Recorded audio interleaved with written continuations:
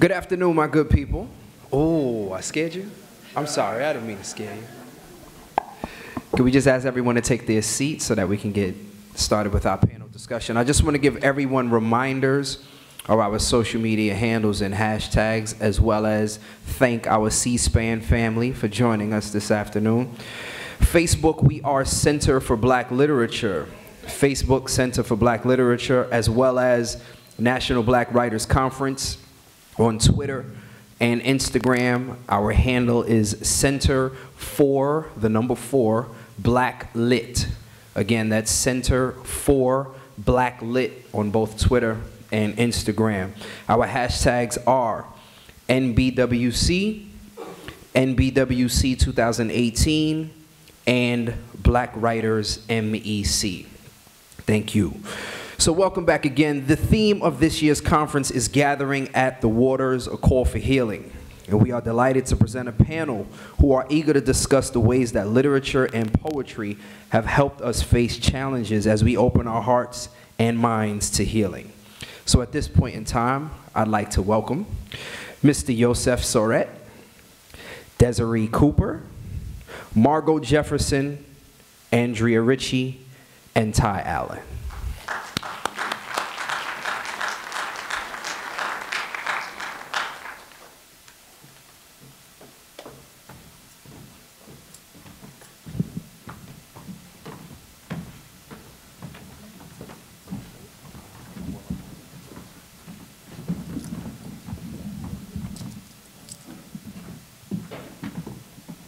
Good afternoon. My name is Yosef Soret. I'm a professor at Columbia University of Religion and African American Studies. It's my privilege to moderate this panel. Just to give you a quick sense of what to expect, our call to this roundtable is Gathering at the Waters, a call for healing.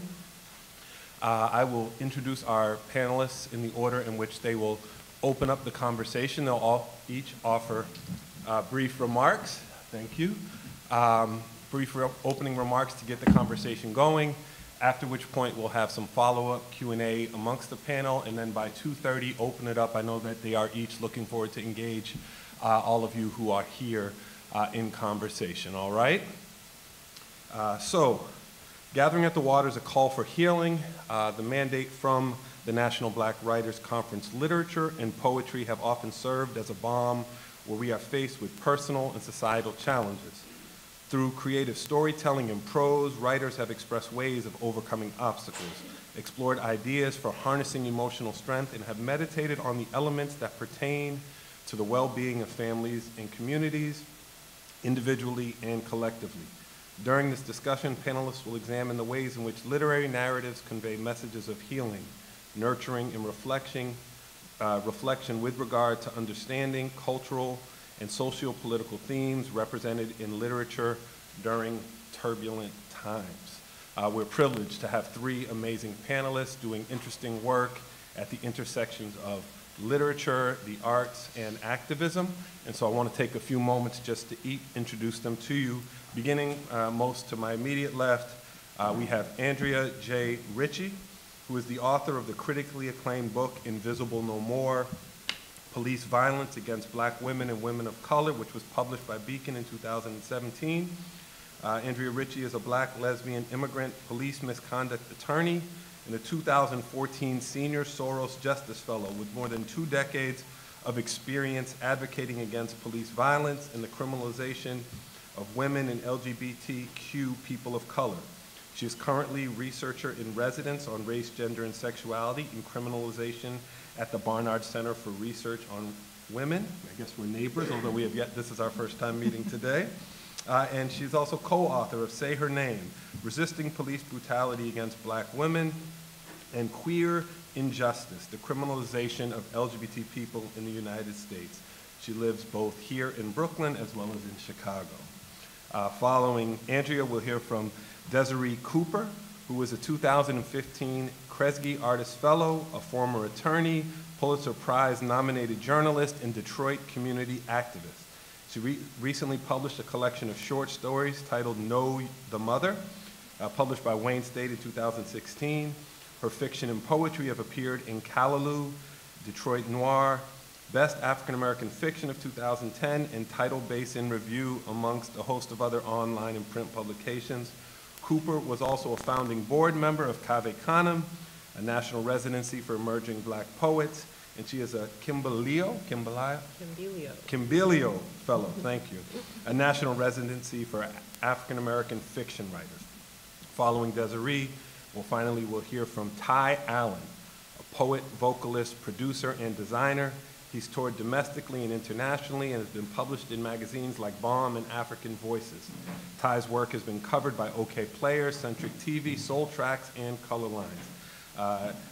As an artist, he has performed or headlined at the Apollo Music Cafe, BAM Cafe, American Jazz Museum, Art of Cool Festival, the New Yorkers Poets Cafe, Crime Jazz in Rotterdam, the Blue Note, and the Charles Wright Museum.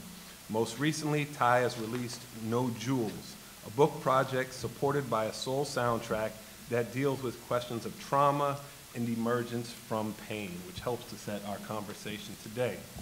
What I want to do is a way of opening up a first question to the panelists, which each of them will respond in their own take on the questions at hand.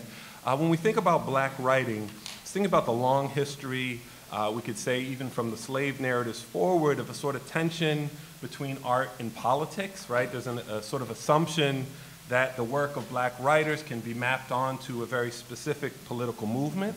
And I think the panel's call today tweaks this from art and politics to art and healing. There's maybe a slightly different angle, but this art and politics backdrop, I think, is still prominent.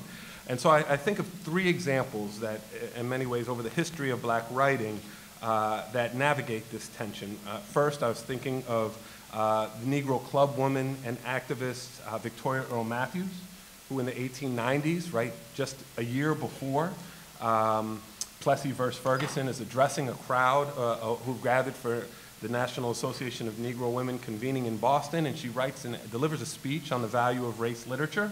And she argues that what we would come to think of as African American literature would make two kinds of contributions. One, it would tell tales of black heroism as a counter to Jim Crow, a nascent Jim Crow system. And on the other hand, it would also reveal true religion or true Christianity, by which she means, right, Christianity that sides with the least of these, or takes, actually treats one's neighbor as oneself, right? And that literature is enmeshed in this political landscape.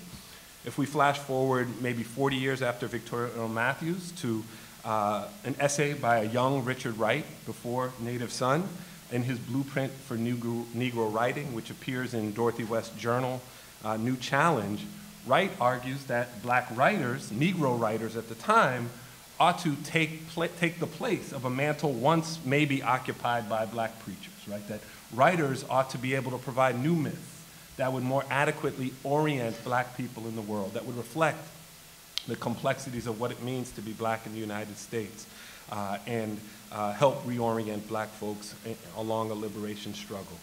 And then if we jump to the 1960s, in many ways the genesis for these Negro Writers Conferences, I think of Larry Neal in his conclusion or afterword to that black arts anthology, Black Fire, which he co-edited with Amiri Baraka, where he calls for black writers to aid the process of spiritual integration, to move us towards wholeness through writing.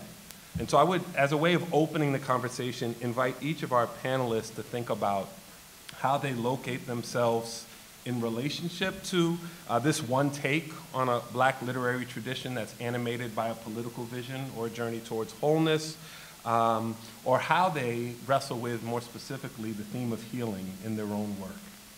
Thank you. First to Andrea. Wow, well, I have the unenviable task of trying to answer this question first, but I'll do my best and then look forward to hearing my fellow panelists. When I start to talk about my book, Invisible No More, Police Violence Against Black Women and Women of Color, one of the first questions I throw out to audiences sometimes is, you know, what's the first name that comes to mind when I say police brutality? See, times have changed. But usually, it's been sort of different across generations, but almost universally male. So it's been Rodney King, it's been Amadou Diallo, it's been Oscar Grant, it's been Mike Brown, Eric Garner, Freddie Gray, Philando Castile, Alton Sterling, the list goes on. And even this week, I think, if we ask the question, what's the first name that came to mind this week in terms of police violence, we would hear Stephon Clark and not DeCynthia Clements, who was killed by police outside of Chicago last week also. And so I'm often then asked, well, why is that the case, Andrea? And I think my answer always focuses really on the power of the story and of narrative. And the story that is so deeply entrenched that racial profiling and police violence and state violence is something that happens exclusively to black men that we perceive to be not transgender and not gay, even though they might be. And that violence against women is something that only happens to white women in private spaces. And some of us are just out here in the cold, right? Experiencing violence of both kinds every day without it being seen as part of any of those stories. And so, so the goal with Invisible No More was to really expand our understanding of police violence and racial profiling and mass incarceration and mass criminalization in this country by bringing into that narrative the stories of black women and girls that have driven the growth in the women's prison population by 700% over the past 4 decades, which means the rate of growth of the women's prison population has increased at a rate 50% greater than the rate of incarceration for men. So what are the stories of the women who wind up in those cages? And who are predominantly black women. Black women continue to be incarcerated at a rate twice as much as white women. And then that doubles even again when we look at the population of black women or women in jails.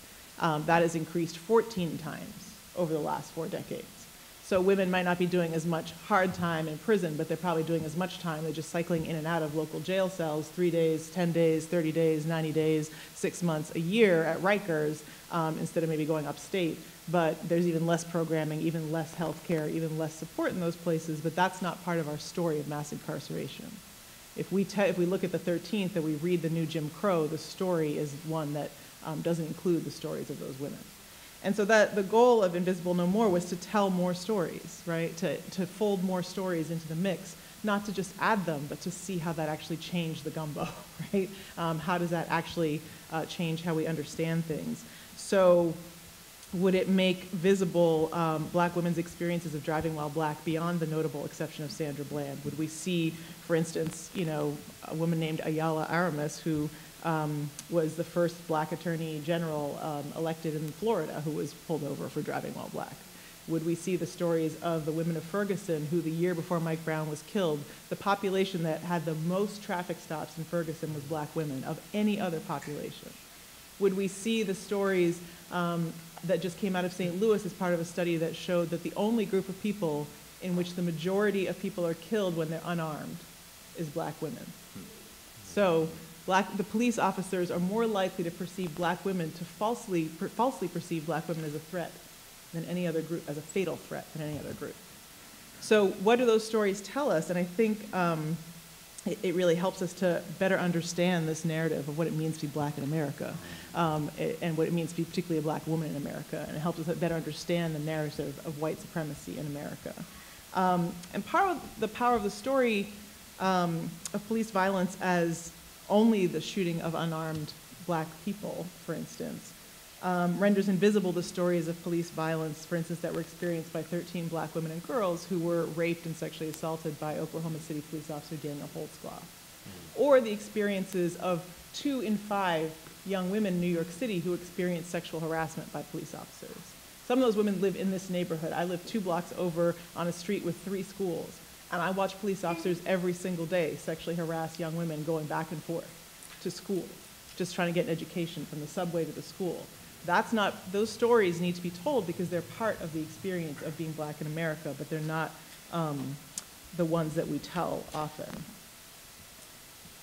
We also don't think about, we tell the story often of driving while black, walking while black, standing while black, right? Stop and frisk is a story in New York City in our neighborhood. What we don't know is the stories of the women who experience identical rates of racial disparities in stop and frisk as men do. So 88% of men who are stopped and frisked in New York City are black and brown. 88% of women who are stopped and frisked in New York City are black and brown. And that experience often comes with some extra, right? You know, young women call stop and frisk, stop and grope.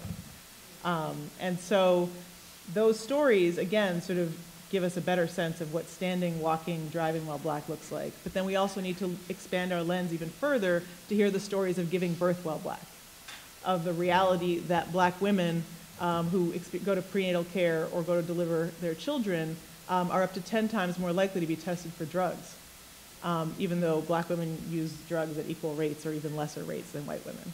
And that if drugs are found, to be literally arrested from their delivery beds and taken away and separated from their children in ways that where white women might be referred to treatment. That is a story that doesn't get told as part of this larger story of mass incarceration. And that's a story that is part of the story of mass incarceration. And lastly, I would say being a victim of violence while black is a story that is not told. So there's a story that I heard here in New York almost 20 years ago of a woman named Sheree Williams, who up in the Bronx called the police one day, a young black woman, because her boyfriend was beating her. And the police showed up, took one look at her, and refused to get out of the car. They said they decided her black life wasn't worth them even getting out of the car. And she just asked for their badge number. And they took her, and they kidnapped her, and they put her in the car, and they handcuffed her, and they took her to a parking lot, a deserted parking lot, and they beat her within an inch of her life. They broke her spleen. I don't even know how you do that, but you have to be beating someone pretty hard to do that. They broke her jaw, so they had to wire it shut. They left her here for dead. They left her there for dead, and they told her, if we ever hear from you again, we're going to come back and kill you. These were police officers responding to a call for help. DeCynthia Clemens was killed by police officers who were responding to a call for help.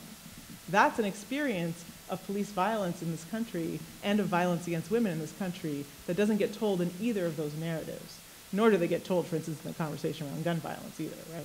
So those are the stories that that I tell in the book, and I could sit here and tell them to you for like 2 hours, but I'm not going to do that to you. But I think it's a book that seeks to use the power of the story to really expand our understanding of what police violence looks like, but also to promote healing. And I know that what I just told you doesn't sound like it really promotes healing, but I have to say that what I've learned from doing this work is that for women who have experienced this violence, to read the stories and to hear them told and to opens up a space for them to step into and to tell them themselves. And every single time I speak about this issue or do a workshop, someone comes up to me and tells me a story they've never told, of being raped by a police officer when they were 13, of being beaten by a police officer when they called for help, of being threatened with police officers never showing up again if they called. And for them, it's healing to finally have a space where those stories can be heard, can be told, and can be part of the conversation, whether it's about police violence, violence against women, racial profiling, and mass incarceration. Because as black women, we're leading those movements. We're fighting for our communities. We're fighting against violence. And it's so painful to be standing at a rally, not being able to tell your own story, a rally that you organized, a rally that you brought the food for, a rally that you organized the transportation for, and the rally that you're speaking at. But the only story that you're allowed to tell is the story of your child, your son, your brother, your partner, your cousin, and not your own or your daughter's. So there's something very healing in that. There was something very healing for me. I didn't intend to tell my own stories of police violence in writing this book. And then one day they just appeared on the page. I really can't tell you how it happened, but I just read them one day in my computer, and I didn't really talk about them again, and I don't talk about them now. But the fact that they're finally out there, for me, got them out of my body and onto a page in a way that was profoundly healing. And the last thing I'll say is that there's healing in the stories of resistance that we can tell about these situations. So there's a story I tell about this community coming together around two women who were beaten outside a bar in Bed-Stuy by police officers who called them dyke-ass bitches. And there was a rally outside the 77th precinct where the community came together around those women. They went back to the 77th precinct with 300 of people who were behind them after having, been beaten and abused in the precinct. There's a healing in knowing the history that the Montgomery bus boycott was also sparked by organizing by women like Rosa Parks around the rape of a woman named Gertrude Perkins by two Montgomery police officers. And that is part of our civil rights history and legacy and struggle. There's healing in knowing that the Black Women's Blueprint, which is a black women's organization just down the block, brought a caravan of black women to Oklahoma City to sit with those black women who were raped by the police officer there during their trial, during his trial, but what came across as their trial, and during their sentencing, to say, we believe you, we're standing with you, we see this as police violence, and we see this as sexual violence, and we want to bring those stories into the national conversation. So I think for me, that's been the real journey of this book, is really seeing the healing aspect of it, and also the healing stories of thinking of other ways to organize our society that can actually produce safety for women like Sheree Williams, where we can make sure that when she calls for help, what she gets is help and support. When DeCynthia Clemens calls for help because she's in a mental health crisis, that she doesn't get shot, that she gets the support that she deserves. And dreaming those stories is also part of the healing, and the one that I'm excited to engage in as we move forward with these conversations now that there's more stories in the gun book. Thank you, Andrea.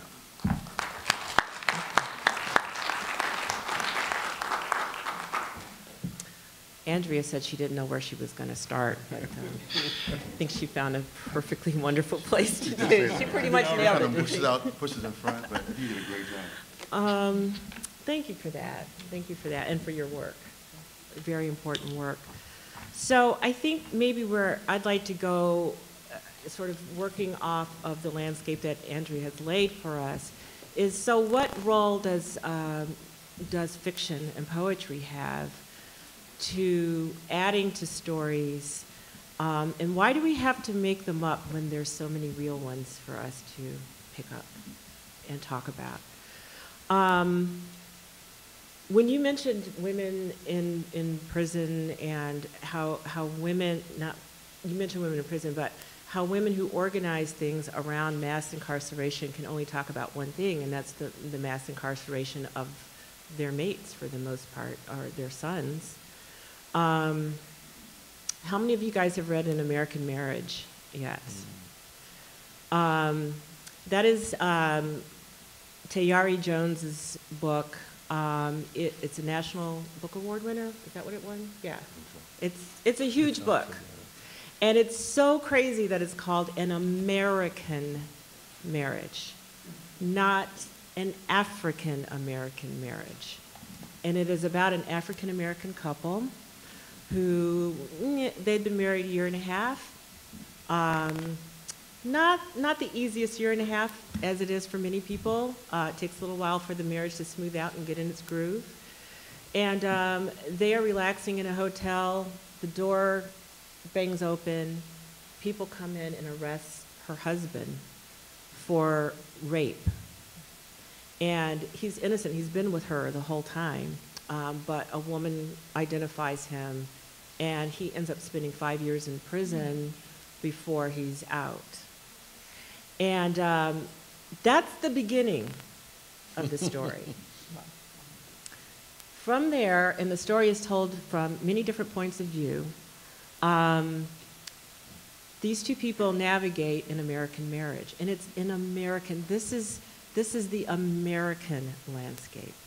Mass incarceration, so many black people are now in prison that they got to find other people to throw in there. Okay, it's an American story. A line in there that blew me away was the husband who's behind bars said something like, he's always saying, can you come and visit? And it's like a drive, like a 3-hour drive for her to visit him. And she keeps this up for a while, and then the visits get a little spaced out. And he's like, I'm innocent. You got to come see me. I'm innocent. And she said, I'm innocent too. Now, where is there the room in our reportage of mass incarceration for the women's voices to be heard who are not behind bars, but who are left behind in communities that are ravaged by this? And would a woman be shouted down at a conference if she were to stand up and say, I'm innocent too? I think she might, because it's not her time, right? It's never not quite your fight right now. The bigger issue is blah, blah, blah. And it's never quite your time for your issue. This is where fiction and poetry can fill a gap, can ask a question, can explore the question not safely but intimately, where you can, in your own room as you're reading a story, go, wait a minute, you know, I hate this woman. She married him, she should do so and so. And then you read her inner struggles. It's called empathy, which is the only reason we write. And so a question that I have about fiction and poetry and healing is, how do we go from trauma to empathy as writers of fiction? Because we're already traumatized by reality, and that's part of the reason we go to another device, is because to hit it dead on is sometimes too painful, or it's too big for reality. Have you ever had one of those days and you repeat it to somebody and they say, if you've written that down, they tell you that could never happen? That's pretty much the life we're living right now as Black people in America. That we're living the life that just could never happen. And we are walking around in trauma. And I think that we need people who are documenting the stories, to tell the stories and document them from as many perspectives as possible, from the community perspective, from the victim's perspective, from the sciences. And then we need the literary perspective to translate the emotional map and to help us take the trauma from pain to empathy. So one thing, Toy Darracott is a poet that I greatly admire, and she writes from a brutally intimate point of view. She wrote a book called The Undertaker's Daughter, and and it's a book about abuse at the hands of her father, who was an undertaker. There's a poem called Burial Sites, and there's an epigraph that says, trauma is not what happens to us, but what we hold inside of us in the absence of an empathetic witness. That, yeah, it's trauma when it happens, but what keeps the trauma alive and unhealed is that there's no witness to the pain, but perhaps yourself, if you are able to even grasp the trauma that happened. And so what we have found over time is that writing, this is out of neuroscience, that often writing, the act of writing, not just speaking, but literally writing a trauma, can help define it, contain it, and weaken its power. Now, this is not universally true. There are people, especially people who are not used to voicing emotion, sometimes it can re-traumatize to write things down. And I'm having that personal experience of feeling re-traumatized every time I put pen to paper these days, because it's a hell of a time to be alive. But for most people, when they transcribe their trauma, something starts to happen. When you write it down at first, it is first person, meaning I. This happened to me, I did this, I did that, I felt this. The more you write it, third person starts to seep in. And this is proven. These are studies of people asked to rewrite their traumas. So it becomes she, he. And the word because starts to trickle in, or in relation to, or consequences of. And so the trauma gets a different context. You go from this happened to me to higher and higher perspective of what has happened, to he, to them, to they, and the trauma gets diffused over a larger emotional map. One thing that a teacher taught me this. She said, what's a slave? And I said, well, you know, the Black people from Africa, we know the story. And she goes, well, really? Like, how did the word slave become Black people from Africa when there have been slaves for a kabillion years? And there still are slaves. And there are all kinds of slaves from every single ethnic group imaginable. How did we own that word? How did that just become bingo, slave? There's even, in some languages, the word slave means black. They're synonymous. So the more you come to grips with that, the bigger, so is there a slave narrative that's not an African-American slave narrative? You know, and what does that mean in terms of global healing? What is the connection between these narratives? So I feel like I'm just rambling a little here because I'm just so full. but that is a role of reinvestigating our trauma, and I do in literature and poetry, and what I do hope that we get a chance to talk about a little bit here today is if we are the witnesses, then who's witnessing the witness? Because I feel vulnerable. I feel on the edge of madness. I feel broken in tears. Can you witness? I am not LGBT, but I die when I witness the atrocities that are happening. You know, my kids have never been in a school shooting, but I die when I think of the babies in the schools. How many times can I do that as a human being and as a writer? And who's the witness to my trauma? And how do we, as a writing community, nurture each other through the stories that are absolutely necessary? I think that if we're lucky and if we heal the way we can, that this might be the most important time in human history right now, because the potential for us to see past our own stories is huge, if we can do that. Thanks. Thank you, Desiree.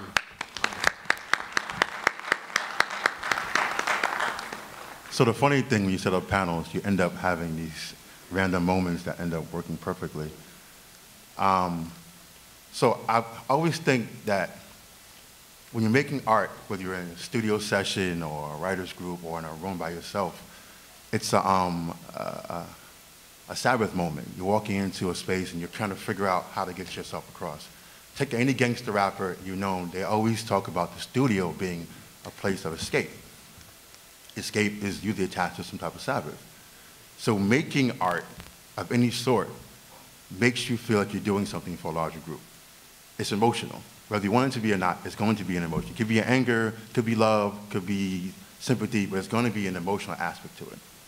Taking that art and giving it to a recipient, if you're an artist, the word you're looking for from a recipient or a consumer or a fan is, I'm feeling that. I like that. I want that. I want to pay for that. How can I share that? So moving those two parts forward, you have the maker and the recipient who at some point have to meet somewhere. Because making art by yourself means it's for you and God, and that can be beautiful, that can be cathartic. But once you're doing it for a living in some capacity, whether amateur or professional, you want someone to take something away from your work. Maybe what you intended, but oftentimes you know you had an intention and someone pulls out something you never even imagined in your work, and you're like, oh, okay, I need to change my focus now. But then there's a third part, when the work works for you, not a critic, not a teacher, not a fan, when it works for you, and then someone or someone's find it working for them. Now it's no longer just about feeling it, it's about it becoming necessary, which is what I think these two are talking about. When the work becomes necessary in some capacity where it's used for a tool, and then now you have rebellion, you have revolution, you have resolution, you have all these rewords that allow you to reset and think of the work as more than just a piece of work. Because a piece of work is good. We dance in clubs all the time to fantastic work. We go to movies for shoot-em-ups and love stories. And then we hope a movie like Birth of a Nation can reinvent how we think, and for reasons it doesn't. And then this Wakanda movie comes out, and people feel like they found Tabernacle. The language has changed. Greetings have changed. The way we dress, I mean, I've been dressing since a young boy with Ankara and a kufi. I'm Muslim. I see people now looking better than I do. I want to know where they're going to get their clothing from. And it's a beautiful thing to watch the growth. And that's the part of the art that we don't talk about. We want people not just to have the work, but how can it be a tool for change in that person's life? Recently, with this book, No Jewels, I was in I was in Indiana. We were singing some songs, we were doing some poems, we were talking about how we're taking the work and we're turning it into actualized programs in different states. Anywhere we're performing, we're doing something that when we leave there, people can go back and use the work about trauma and inversions. Because I just want to make the art, get paid for it, and not be an asset to the communities we're going into. When we're leaving, this woman's crying outside because she said no one ever talked about abuse in the way that she understood. And she didn't understand that she was being abused when she was younger. So the work works. That's, to me, if no other person on the planet ever cared about the book, I know we walked out of a place in Indiana and this woman was able to take this piece of work, find a place in it, feel it, and turn it into something she can use for herself. And that's part of healing that I hope that happens in my work. I know it happens in their work. I know their work. I know I've read some of the things that some of these people in this room have done, and I've seen how the interaction between work and process. Because after you make this work, somebody somewhere has to turn the work into something that we can all use. There's, I'm going to take a gamble that so many people in this room have read The Prophet by Khalil Gibran. And one of the stories, I'm going to forget which one, when the prophet is leaving, he's talking about taking the work, what he's telling you is not just to tell you at that moment as he gets on that ship. It's about taking what he's telling you and going back into your community and using it. Art is only good if it's used, if you want it to be used. There's sometimes, even used doesn't just mean going out to storming a White House, use that word, a White House to make change. It also means if the song makes you dance and it makes you feel better that day after a long day at work, that's revolutionary. If the song works at your wedding and you're now getting married to a woman, a man of your dreams, that is rebellion, that is change, that is resolve. It's about finding how we can make, and most of you here are makers and creatives yourself, how we can create something that we, again, feel yourself is worthy to give to the world, that someone in the world will find worthy to steal, buy, borrow, and then take what you wrote, or you created, or painted, or sculpted, or produced, and turn it into something in their life or other lives that becomes worthy. When that happens, you do find healing, you do find change, and change and healing go hand in hand, because there is no healing without change. It doesn't happen. And this panel, I think, really, these two really address that perfectly, so I'm going to keep it short. All right. Thank you, Ty. So much there, complicating the narratives, countering the narratives, Truly. adding more narratives to the mix, who's witness to the witnesses.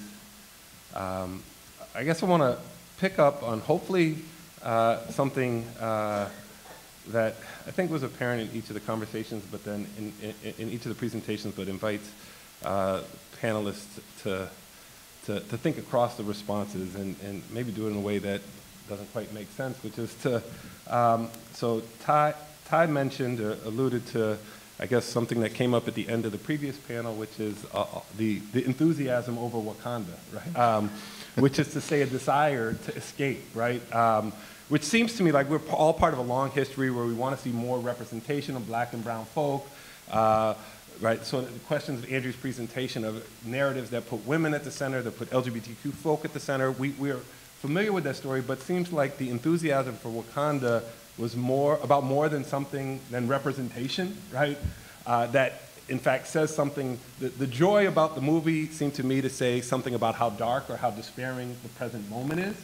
And it seems, and yet at the same time, right, we know that the long history of racialized violence suggests that, right, it's not just an uptick in violence, but something the ways in which in this present moment has put racialized, genderized, sexualized violence, made it hyper-visible to us, right? So something about the shifting landscape in this moment. And I remember teaching an Intro to African American Studies course in the fall of 2014, right? After, I guess just after Mike Brown and Darren Garner in New York, right? And we're on the forefront of folks' minds, and my students did not know what to do. These were folks who had entered adolescence with Obama's first election.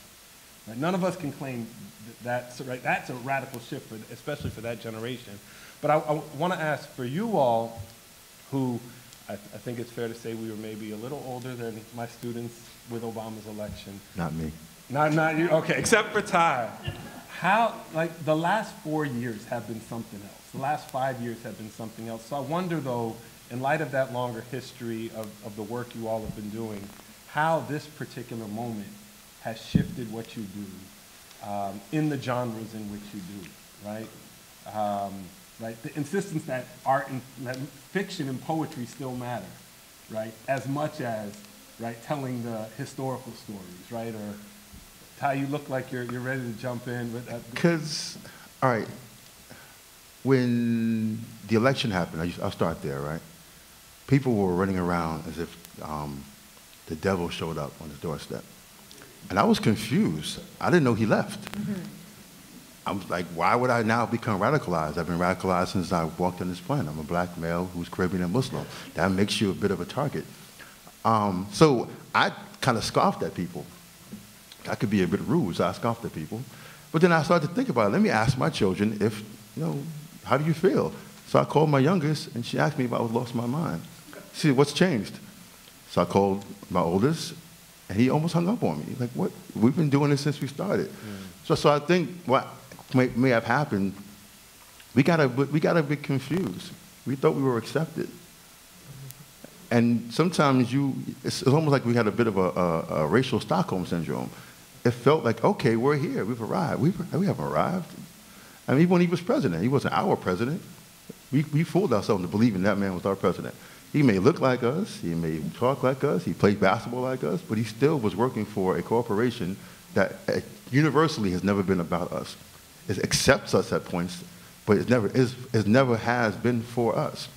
And I guess, I grew up in a household, that joking line, black power baby, I'm a black power baby. So from the time we was told, be in the system, don't be of it. Mm-hmm. And so I've never understood why. My work has been the same since I was 14. It's about saving black people, changing the world for black people, being for black people, being a black person, and being a global black person. That's not going to change with election of a black person or election of a person who likes the KKK. It's been the same way for me since I started doing this.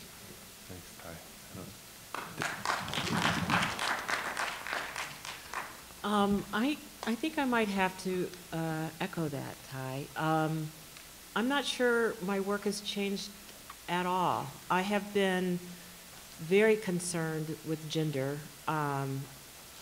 mostly because I've walked in the skin of a black woman, and I don't feel like my story is respected or represented. And so it's my job to tell that story. And I tell it in essays, I tell it in fiction, in really, really bad poetry. But I think part of, I hope we're not back there, but I'm wondering if you've tiptoed into the black aesthetic question. Of, especially during the black arts movement, if your work wasn't political, then it wasn't work. Because the zeitgeist of the time was, we can't be fooling around with sunshines and rainbows, at this juncture. We got work to do with our art.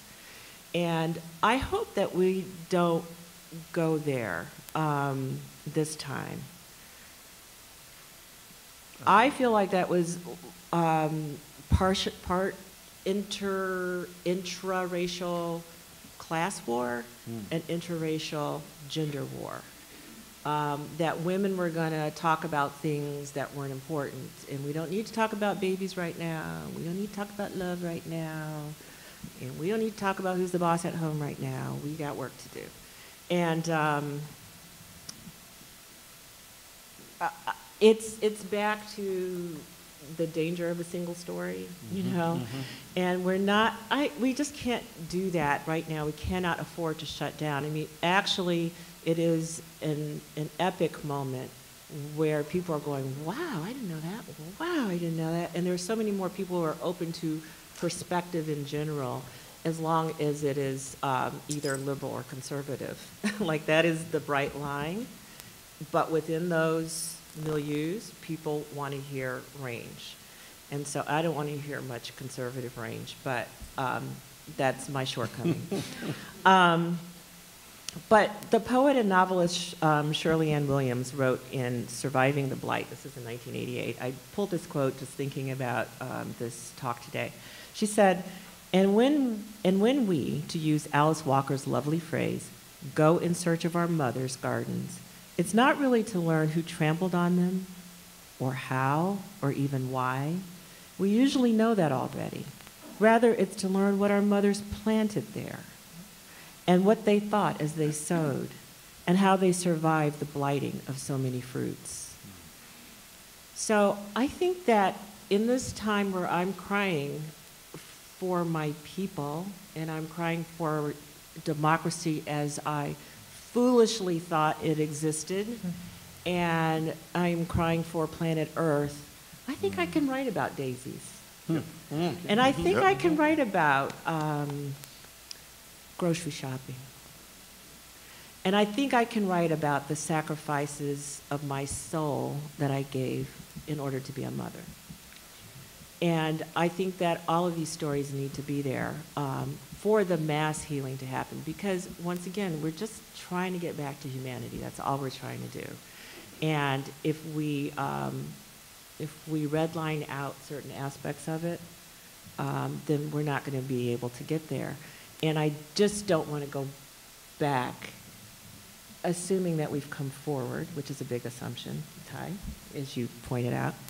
But I can't go back to this war on the black aesthetic at this moment. Yes, definitely. Absolutely, no question about that. Well, brain exploding could go many different ways. I think in terms of what, just to briefly answer what has changed in the time I've been doing this work, is that someone in the front row now says Sandra Bland when I say the first name that comes to mind when I say police violence. And I feel like that is shifting because more stories are available. We used to have to depend on someone thinking our stories were important enough to cover. Now we can just cover them ourselves on social media, right? We don't have to wait for the NAACP to decide that a woman's story is important enough to merit, being on the press release or the campaign. We can just make the campaign ourselves, right? But so there's more volume and more conversation about it, but I think also we have not come far enough in terms of those stories actually being part of how we think about the issues, about how we organize ourselves around the issues, about the demands that we make and the worlds that we dream. So I think many of us can say Sandra Bland's name, but we can't really say how Sandra Bland's story should change the way we organize and think about these issues. So that, for me, is the next step we need to get to. I want to break apart a little bit this dichotomy between fiction and documentation, because I think, as Sarah Haley really eloquently writes about, for many of us, black feminist documentation is a little bit of fiction, because we have to figure out what our mothers planted in the garden because there's no record of it, right? Or as Saadia Hartman talks about, there's no record of the Middle Passage for black women.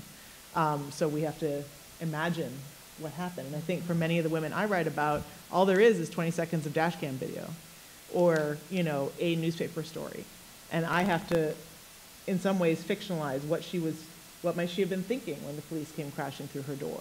How might she have been feeling? Why might she have reacted in this way when she, was told to do something or ordered to do something? Or what fear might have informed her lunging towards the police when she saw them taking her child or her sister or her daughter, right? So there is some creative black feminist fiction going on there. And then I've also learned the value of fiction for this other piece of the work of imagining other worlds. So I think Wakanda is about escape, but I think Wakanda is also about what Adrienne Marie Brown calls visionary fiction. So if we could have a world that was really about us, yes, it would be fabulous. There would be Dora Milaje everywhere, and it would be, women really running things. But would it be a monarchy? Is that what we want? And so we get to experiment in Wakanda, being like, would it be a monarchy? Would it be insulated, or would it be engaged with the rest of the world? And we can also fictionalize stories that are so hard to tell. I mean, what's so powerful about that was the Killmonger, what is it like to be abandoned over here on this land in some ways, right? And to have the diasporic experience of feeling left behind and trying to come back and trying to figure out what the relationship is with a mother country. And I feel like being able to figure those out in these sort of fantastical realms is what visionary fiction is about. And I think the resurgence of Octavia is not accidental in this moment, right? You're tonight's honoree being honored and her work being really essential in this moment, is not accidental. We need to imagine new worlds. We need to imagine other ways of responding to violence for Sheree Williams or for Cynthia Clemens. And that's going to require us to, our imagination has been so limited by colonialism, by anti-blackness, by white supremacy, by the police state, by the prison state, that we really need to go to Wakanda to think of something else, right? And so I encourage people to read Octavia's Brood, which is visionary fiction written by predominantly black activists who are trying to like literally go somewhere else to imagine the world that we're trying to build towards. And then to the piece that you were talking about, I think those questions that are framed as not political are about human transformation. And if we can't get to where we want to go unless we learn how to transform our relationships with each other, whether it's our relationships with our mother or with our child or with our garden, or so that's, to me, revolutionary work, and I would never say those two, that your work and mine are different. I feel like they're very much on a continuum. And the last thing I'll lift up... I will say, I do think most women would agree. I agree. And smart men. It's not us that was, and smart men. And smart men would But agree. it's not us that said those weren't important. We agree. You said that. Totally. The last thing I want to say about Adrienne and writing about daisies is that she's also a pleasure activist and talks about like black people experiencing pleasure every single day is revolutionary, because we can't wait till after the revolution to experience pleasure. So I want to read and watch and listen to that music that is about the liberation of the moment. There's a movie, it's a really bad movie called Firefly, and the brother who played in 12 Years a Slave, I can't say his name, I'm going to try. Right, I'm not even going to try and do it. He was talking about his character, and they said to him, "Oh, you're evil." He goes, "No, I'm not evil. I'm necessary, because there has to be a moment where the people are actually enjoying themselves." And what you're talking about, it can't just be all about fight, fight, fight. I mean, falling in love is important. There's a song that we did a long time ago called Go Groove. It was about, we were doing a concert and doing the uprising in Baltimore. And literally we're trying to drive to the show. And we're in the car, and we decided in the car to change the entire show. Like, we cannot go and do a show. It was in February, I think it was like around February, I believe that happened, right? Supposed to be a Valentine's Day show. We had all the things, from roses and trimmings, ready to go. And we got to the show, like, we can't do this. How can we do a performance about falling in love? So we did it, but we wrote a song in the car about what it meant to fall in love in the middle of chaos. So we wanted to make sure that we were being conscious of what was happening around us and allowing people who came to the show to have an escape. But still, hey, when you leave here, don't forget, the police are out to get you, things are happening in your city of Baltimore. Let's stay in that place, but still, let's leave that place for the 2 hours you're here with us. So I'm totally agreeing with her. You have to have the daisies, you have to have the candy, and sometimes you gotta dance with a whiskey in your hand. These are really important things that have to happen. Yeah. So we have about 5 minutes before we open it up for Q&A. So if you have questions, please get them ready, and we have microphones there. Can I ask you a question? Me? Huh? No, please. Most of my work is about slave narratives. And not until this very moment, I realized that none of it is about women. I'm actually embarrassed about that. I'm it's just ridiculous that, I mean, from ones we've written ourselves to ones I was sitting here going through my head like, that's not true. And I literally went through everything in my head and in my library, and that's ridiculous. Wow. But fixable. Yeah. It's fixable, but it's still, as someone who writes a lot of that stuff, it's like, okay, this is a problem. And yet there are a whole host of narratives by enslaved women, right, that writing their way through and out of slavery, even though we continue to imagine freedom as an achievement of manhood, right? Right. So the best leader out of it was a woman. Absolutely. So the stories are there, Right. right? And sometimes it's telling those stories or shifting the ways in which which stories are privileged or become taken or as normative. I want to ask you all one more quick question as folks are getting ready with their questions, which I hope is a response, I think, to Desiree's provocation of who will witness. So I think about back to that fall again and a gathering we had that was a celebration of the work. It was called Ancestral Witness, and it was a celebration of the work of Audre Lorde and James Baldwin, which ended up, folks described the event as a moment of healing. And it was in sort of black letters, in these sort of basically patron saints of black queer literature, right, in Audre Lorde and James Baldwin, that there was a space in their writing that we found some sort of bond, to use the conference's theme. I venture to say, as much as we struggle to find that space, I'd be interested to hear where for you do you find that? Is it in work like yours, or is there a particular writer that is a resource that you would commend to others that you feel you can take with you as a witness to the things that you're even trying to name as writers? I think I was just really taken by that question in so many ways. I mean, the foreword to my book was, one of them was written by Angela Davis, the other one, which was a huge, tremendous honor, and was also a bond because it was a witness across generations, because I wrote that book basically being called to do that by Angela Davis in 1986 after the police killing of Eleanor Bumpurs, in many ways. So it was a cross-generational conversation and witnessing. But another one was by a woman named Mariam Kaba, who, if you don't know, you should know. She's here in New York City now, and you all are blessed. She came from Chicago. But she wrote a foreword, and the last paragraph, she acknowledges the weight of carrying the stories that I've been carrying for all the years I was writing the book and that I continue to carry. And until I read that paragraph, I had never thought about it. And I just, every time I read it, still I cry. And I think that the first step is just acknowledging that we as Black writers need witness, and that we need witnesses for the stories that we tell, whether it's Christina Sharp writing In the Wake, or Saidiya Hartman writing, Venus in Two Acts, or, I mean, just particularly as Black women, how the trauma and invisibility that we're writing through to just write, I think we need to have. And so I found that in my activist community, my sisterhood, the people who work with me, my indexers here in the audience, Laura AP, the people that we've been able to be on the phone together. We're supposedly talking about the index, but instead we're talking about how we've been moved by a story and trying to move through it, and then how we want to index it so people can find it and understand it within other narratives, right? So an informal community like that. So I'm always blessed to be in conversation with other Black writers and Black women writers. But I'm also really inspired by the work both of you have done with Café Khanum, because I feel like it's so important to have residencies and spaces where Black writers can be together having these conversations. And I've been on many writers' residencies where there's like one or none, or I'm the only Black writer, and that's an even more isolating and lonely experience, and almost makes it worse, right? In some ways, even though it's a huge privilege to do. So I think your call to us to witness for each other as Black writers was one that really spoke to me. I guess I don't know the answer. I asked that question because I need an answer.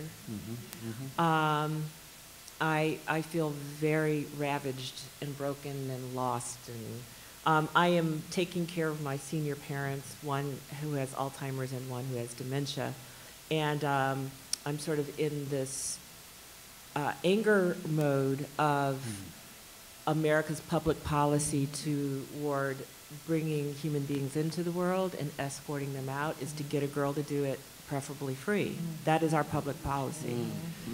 And when most Alzheimer's victims are going to be women, or are women, and most of the caregivers are women, trust me, there is no solution coming, because the girls are doing it for free. So I think that for me, kindness to myself is the only healing I can expect. And unfortunately, that often also feels like a lowering of standards for myself, which creates more stress, because I'm type A. But let me just offer something. How many of you guys are writers out there? Okay. So I just want to offer something that I pulled about from other writers who have felt terrified by the work they must do. So Richard Wright, and I'm sure most of you know this, but I'll reiterate this, who wrote Native Son and Black Boy, wrote haiku for the last years of his life. He was very ill for a long time, and during that time he transitioned from writing the real through fiction and essay and everything else that he did to writing haiku. And his daughter Julia described his poems as self-developed antidotes against illness. And she also said that he continued to spin these poems of light out of the gathering darkness. So maybe what we all do is get another trick. You know, if you're coming at it through essay, then maybe back off and just write some poetry for yourself. You know, or if you're a poet, journal more or something. Find another paint. You know, find another medium to sort of deposit some of the angst. Now, I haven't done this, so I'm just throwing it out there because I'm searching for options. And I also want to go to Toy because she said in an interview that, this is a quote from her, "I couldn't read burial sites out loud because every time I did, I would go through the pain I felt in remembering those occurrences with my father. And something came to me that said, well, don't say the stories, sing them. And this gave me a very practical way to be a performer of the pieces rather than the writer who had experienced these things. It was another way of gaining distance and emotional control." So again, maybe you don't write the story, maybe you draw the story. You know, just keep the lid on one more day, you know. Maybe you pray the story, maybe you sing the story. But I do think that no matter what, I'm gonna leave with this. I gave birth to 2 children, and both times when you go from laboring to the transition, there were people around me saying, push! And my thought was, what the hell would I do that for? Like, that's gonna hurt me. That's the last thing I wanna do, is push. And of course, that's the only thing I could do, was push. So I think that's kind of where we are. We have to give birth, and we don't wanna go through the pain of it, but you know, so what? That's where we are now. And somehow we've got to figure out how to get through that transition, hopefully together. Thank you, Desiree.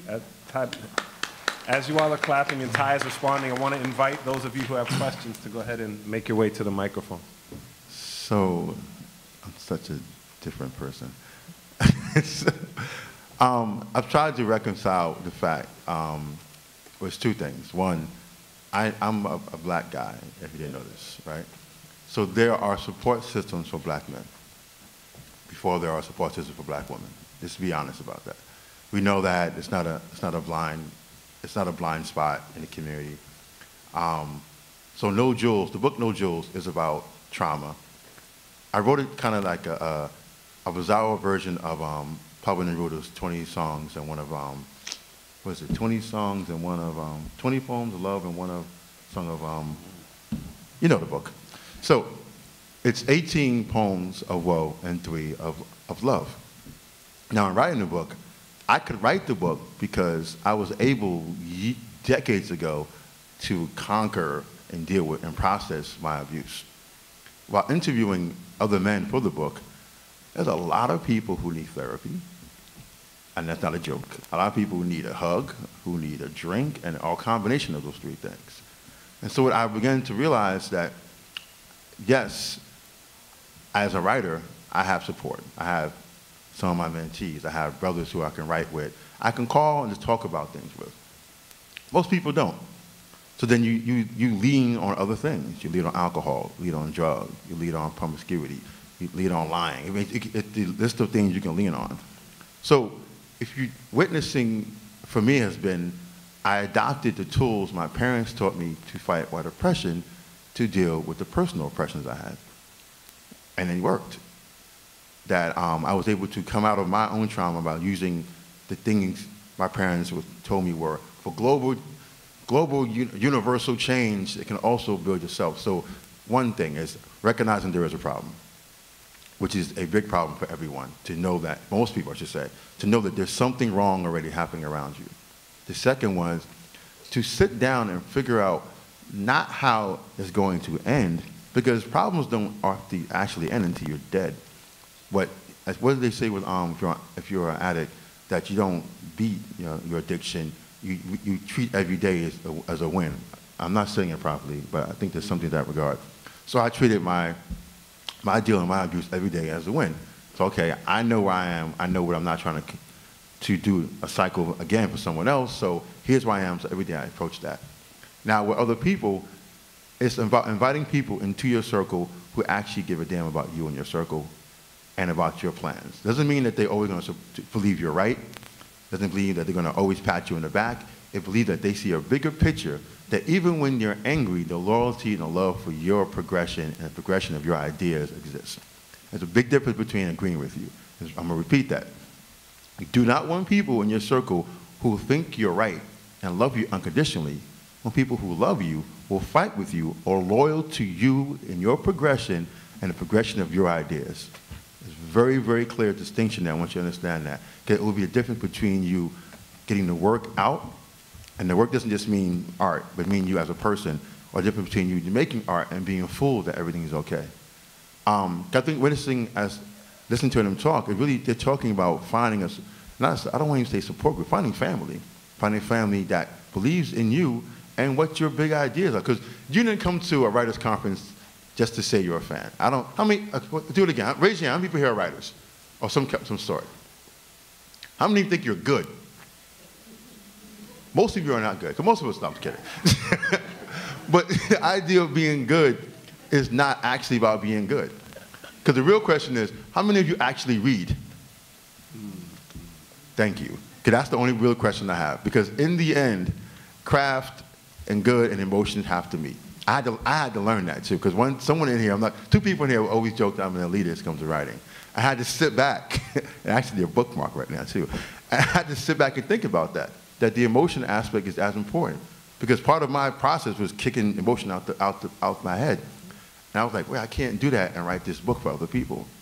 I had to find friends who would support me while writing a book that emotionally I didn't care about, but other people would. So it wasn't even for me that I needed the witnesses and the support. I needed so I can create some work so other people can care about. So think about that. Loyalty, pure progression, and progression of your ideas, and hopefully everything will fall into place. But give these ladies a... let's give the entire panel a hand, and then we'll segue to our first question. Please. Okay, hi. This is... I want to touch on something that Sisters Andrea and Desiree said. Sorry, the panel would like to know who is speaking. Oh, I'm sorry. My name is Marcus Coleman. I'm actually a criminal defense attorney from Cincinnati, so Thank you, I'm Mark. here kind of for the convention, the conference. We all know about the large percentages and numbers of black men who are in prisons. I don't have anything to say about that. What I noticed several years ago is the high percentages, and I mean like 90%, of the legal fees that I receive in my criminal defense work, which come from black women. These are these brothers, grandmothers, their mothers, their wives, girlfriends, sisters, who are spending money because they are supporting the people they love. And then I read the book by Matthew Desmond, Evicted, in which he talks about the large numbers of black women who are evicted. And I can see the connection between the women who can't pay rent because they are paying me to support their loved one. And so when Andrea was talking about the sister stories not being spoken about, and Desiree mentioned that, you know, I'm innocent too, these sisters who are watching their furniture being set out, they're innocent too. But this is the direct correlation between this system which harvests black bodies and this sister who's being evicted. There's a direct correlation between all of that. Just want to toss it out there for you to speak on if you could. Before you do that, Cassie's question? There's also a part to that too that's also forgotten. If you hustle for a living, there's a good idea you don't have a plan. So I hustled as a young kid from 13 to about 19. And we weren't thinking about a retirement plan. We were thinking about the next day's rent, the next day's package, next day's clothing, next day's date, so the next day's car. And why I did that before you is that we also didn't trust the women we had. I estimate I could have bought 2 houses by the time I was 20. But I was too stupid to listen to the women around me, parents, girlfriend, who were telling me, take this money you're making out on the streets of New York and do something with it. And then it leads to your conversation about why when someone gets busted, if you made enough money, if you made that much money on the street, there should be a treasure trove somewhere that your woman should be able to grab out, bring to you to help you get the bond, get cash bail bond, or pay for lawyer fees. But we weren't smart enough. Oftentimes, we're not smart enough to even think that far ahead, but then puts the onus on the women. Yeah, there's a report called The True Cost of Incarceration that talks about exactly that. It talks about the burden that women carry economically as the people who are still paid the lowest, right? So I think that's the other thing is a mythology, another narrative in black communities that black women are doing better, right? Black women have more opportunities for employment maybe, but the pay is still dramatically lower than any other group. And so women are working hard for much less pay and then carrying the weight of mass incarceration in supporting families that are devastated by mass incarceration and also individuals who are devastated by mass incarceration. And I think that I also want to, again, push to expand the narrative because I think to the extent that we do talk about women in the context of mass incarceration or mass criminalization, it always defaults to that, right? It always defaults to, well, we're left behind, our partners, our family members are locked up, you know, we are grieving, we're paying the bills, we're doing all the things, which are really important things to recognize. And it also takes us out of being the direct targets. And so I think the piece that I would say about the bail, for instance, or the legal fees, is that black women die in jail because they can't pay bail, right? That Raynette Turner is a black woman who died in Westchester because she was accused of shoplifting some seafood to feed her family and then couldn't pay bail and couldn't get medical care inside and died in a jail cell, right? And so that is the piece of the story I keep wanting to make sure that we include in the mix so that it's not always like that we're a group that's secondarily impacted by mass incarceration, but that we're primarily impacted and secondarily impacted. So that's why it's so important to participate in initiatives like the National Mama's Day Bailout. So please go to nomoremoneybail.org and just make a donation, whatever you can, $5, $10, bail a sister out on Mother's Day in a few weeks. Because one, the longer you're locked up, the more chance you're gonna lose your kids. The reason you're locked up probably is because you were trying to hustle to feed those kids, take care of those kids, and pay the lawyer bill or the bail bill for somebody else. And three, or you were self-medicating with substance that's controlled to deal with the trauma of the things that we're talking about. And that the longer you're in, the more likely you're gonna stay in. So literally, last year we bailed, the Movement for Black Lives, we bailed 100 women out on Mother's Day, got them home with their kids for Mother's Day, and then also continue to offer them support to stay in the community. So help us do that. nomoremoneybail.org. Mama's Day Bailout. Desiree, did you want to respond as well? Or if you have No, you guys covered it. Thank you. All right. Thanks for the question. Thank you. Yes, thank you, Marvin. We have another question. If I you could- just wanted to follow up on that last conversation. And one of the things that we can advocate for, and I don't know, brother, whether there's anything similar in Ohio, but what has been introduced here is an idea of supervised release as an alternative to bail, so that the judge has the flexibility to place somebody in supervised release. So they don't have to put up money, but there is the kind of supervision that gives the court the kind of assurance it might otherwise need. And that's a variation of no more money bail. So just think about the different ways in which there are perhaps alternatives. As long as that supervision doesn't involve an ankle bracelet that you have to pay for yourself, which then ends up being basically you paying for your own incarceration in your own home, keeping you from going to work, picking up your kid at child care, all kinds of things. So I feel like the idea of alternatives is essential. We just have to make sure those alternatives don't download the cost of incarceration onto the same people that we were just talking about. You know, if the arraignment's for here in New York, you can be released, and it's not an ankle bracelet. It's just a relational supervision. Thank you. one of the things that's kind of coming to mind just listening, because my default is fiction, is how to take, this feels like intimate details of the experience and amplify them through fiction. So that one of the stories in my collection is called Know the Mother. I write flash fiction. And one is a family, it's called Home for the Holidays. The family's just driving from Detroit to Maryland for Christmas. And the woman is driving, husband's sleeping, it's his time to rest, 2 children in the back seat. And it's the middle of the night, and a truck starts following the family and starts to veer and try to get them off the road. And quickly they realize it's like rednecks trying to, you know, their license plate says Motown or something like that. So they're identified themselves as black people. And my aim, when I read that, people are breathless, and I read it in very diverse audiences. And instead of saying, driving while black means X, Y, Z, or this many people are hurt, blah, blah, blah, I'm like, let's get in the car. Let's get in the car with your kids. And let's not make it the police, because even though the police is a problem, driving while black is a problem from private citizens antagonizing and running you off the road. And let's just see what it feels like. And I think that can also be because in a newspaper article, in a longer essay, people can say, well, that's not me, you know, blah, blah, blah. But sometimes you can get hooked into a character in a story, and before you know it, you know, your heart is pounding, and you can't believe this is happening to these people. And I had no idea. And so I think that is a role that fiction and poetry, creative nonfiction can play. Like you said, the creative nonfiction, into humanizing the statistic. Even though in journalism you are telling a story generally through the eyes of that one person, but it's easy for people to say that's that one person. And I think fiction immediately takes it out of that into, this is supposed to be a universal story. So. Thank you, Desiree. We have another question here.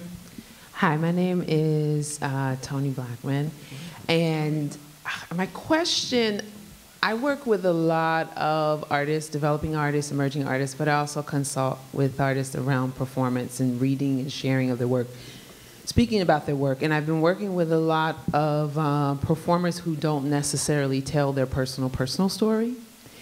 And they're now turning 40 or in their 40s and want to tell their personal story, and consulting with a few artists who had success in yesteryear, and they're women. And now they've got some stories. And they are freaking out and nervous, but they have the tough, you know, I'm a strong woman on the outside, but then they disappear and shrink when I find them an editor or someone to support them in telling of this story, either for the page or the stage. And then I find myself confronted with it as well, as a performance poet who could hide behind my performance, and as an MC who raps, who could hide behind, you know, my personality and charm. And now being at an age where the stories are welling up here. So my question really comes to, we have a room full of writers here. How do we as writers who have, you know, maybe haven't written our thing yet, you know, get to the point of overcoming the obstacle and the block? Like, what did you do to be able to tell these painful stories? I don't re-traumatize. It's just this process of, do I really want to go there? And I don't know if I'm reliving the trauma or not. Because I tell everything on Facebook, so I don't understand why. I do. I don't know why I can't tell it, you know, and how do you harness that the emotional power, and where do you get your reserves from? Because listening there, talking to you, I just wish I had batteries. I didn't bring batteries in my recorder. Because there was so much I didn't want to miss in the moment. These statistics, I'm sitting here in shock because I thought I was conscious. I didn't know all of that, these statistics about women. So my mind is blown, and I'm like, now to sit down and write about that, my mind would be triply blown, and by then I'm like tired and sipping on a smoothie, and I didn't write nothing today, you know. So what you just said was completely how I got to know Jules. I got a book deal for a book. I let Patricia Spears Jones read the manuscript. Like everything I do, at some point, Patricia Spears Jones would come up and be like, what is this nonsense? And she'll read it. She's reading the manuscript. She calls me up and goes, there's a poem in here that you need to turn into a book. The poem about the abuse. Is that your abuse? I was like, no, but it's based on a couple of guys and myself. That needs to be a book. I don't want to write that book. You need to write this book. That was the first day. 2 days passed, she texts me. I need you to write that book. And anyone knows Patricia Spears Jones, if she tells you to do something, either you're going to do it or she's going to get on your nerves until you do it. In a good way. That's being tainted, isn't it? So she kept telling me, so I was like, eventually I asked her why. And she said, well, who cares if you don't need it? There are people who need this story. You need to go write this book because there's no story about men, especially black men, who've gone through some trauma, have come out of it, and are fine in some capacity. Go write the book. And it was something if anyone knows my work, I don't write about myself until this book. I had no reason to. There was enough stuff to talk about. There's slavery, there's the streets, there's women, there's problems. I'm out here in the world, so much things to bring to the table from the world. And it was hard because I didn't want to write a book about myself, ever. I thought that was selfish. But then I realized that it wasn't just about me. I think someone said it earlier. It's about taking the narrative, presenting it to a group. I think Rose said that, actually. And then that group can take that story and then use it in some capacity. So if you have a story to tell, you may think it's personal. There might be 2 million people who walk around with that same process in their head going, yo, that's my story. I need to hear that. I'm glad you wrote it or sang it or produced it. These are exactly the questions I'm facing now, Toni. And I'm not sure I know the answer, but listening to you and being forced to come up with an answer, I came up with something that's kind of funny. And that is, have you ever, as a fiction writer, people will say, they'll ask me questions and say, well, in your essay about so-and-so, or in your column about so-and-so, I'm like, well, it's fiction. And when I come out of it, people think it's all true anyway. Like, I'm writing fiction, and it didn't happen to me. But the more I protest about it not happening to me, people are like, well, some of it must have happened to you. Anyway, so, I mean, it's almost a joke that I'm telling myself that people don't, people already think it already happened to me, so I've already been writing about myself as far as the world is concerned. So what's one more step, Go ahead and do it. So I just talked myself into something because I'm struggling with that very thing. I did talk to other people, and one good advice was, why are you doing it?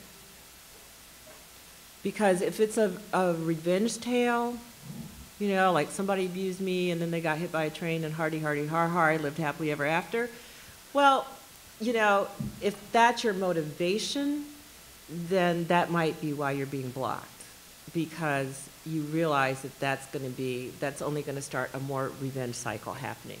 But if it's there to validate bigger experiences, to show the way, etc., then maybe you can push through it a little easier. Revenge is good? A lot of good literature is revenge literature. That is true. It's true. I think what you were saying, Toni, about it welling up is what happened for me. I mean, Queer Injustice is a very clinical book. It's all stats and, it tells stories, but not, and it's focused also on stories and archetypes of queer folks and what we think about them and how that contributes to criminalization, but I wasn't in it. And partly because I wrote it with 2 other people, both of whom were white, so it was a contestation most of the time also about what was going to be in it. But this one was my story of doing this work for the past 25 years. And like I said, my story just kind of jumped onto the page without my permission or approval or really will. But then I did ask myself often, why is it in there? And why am I not taking it out? Because I'm deeply uncomfortable.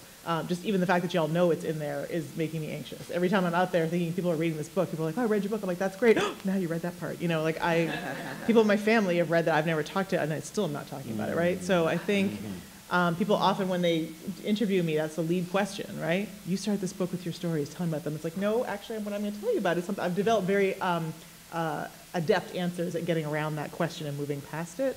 But the why was important, and I think it was part of the work, right? It was that here I am talking about how Black women are leading struggles against police and state violence and interpersonal violence and never telling our own stories of those things. And I'm challenging other women, being like, I hear you talk about your son, and I am concerned for your son, and I'm in the streets for your son every day, but I also know that you are experiencing police violence that you never talk about.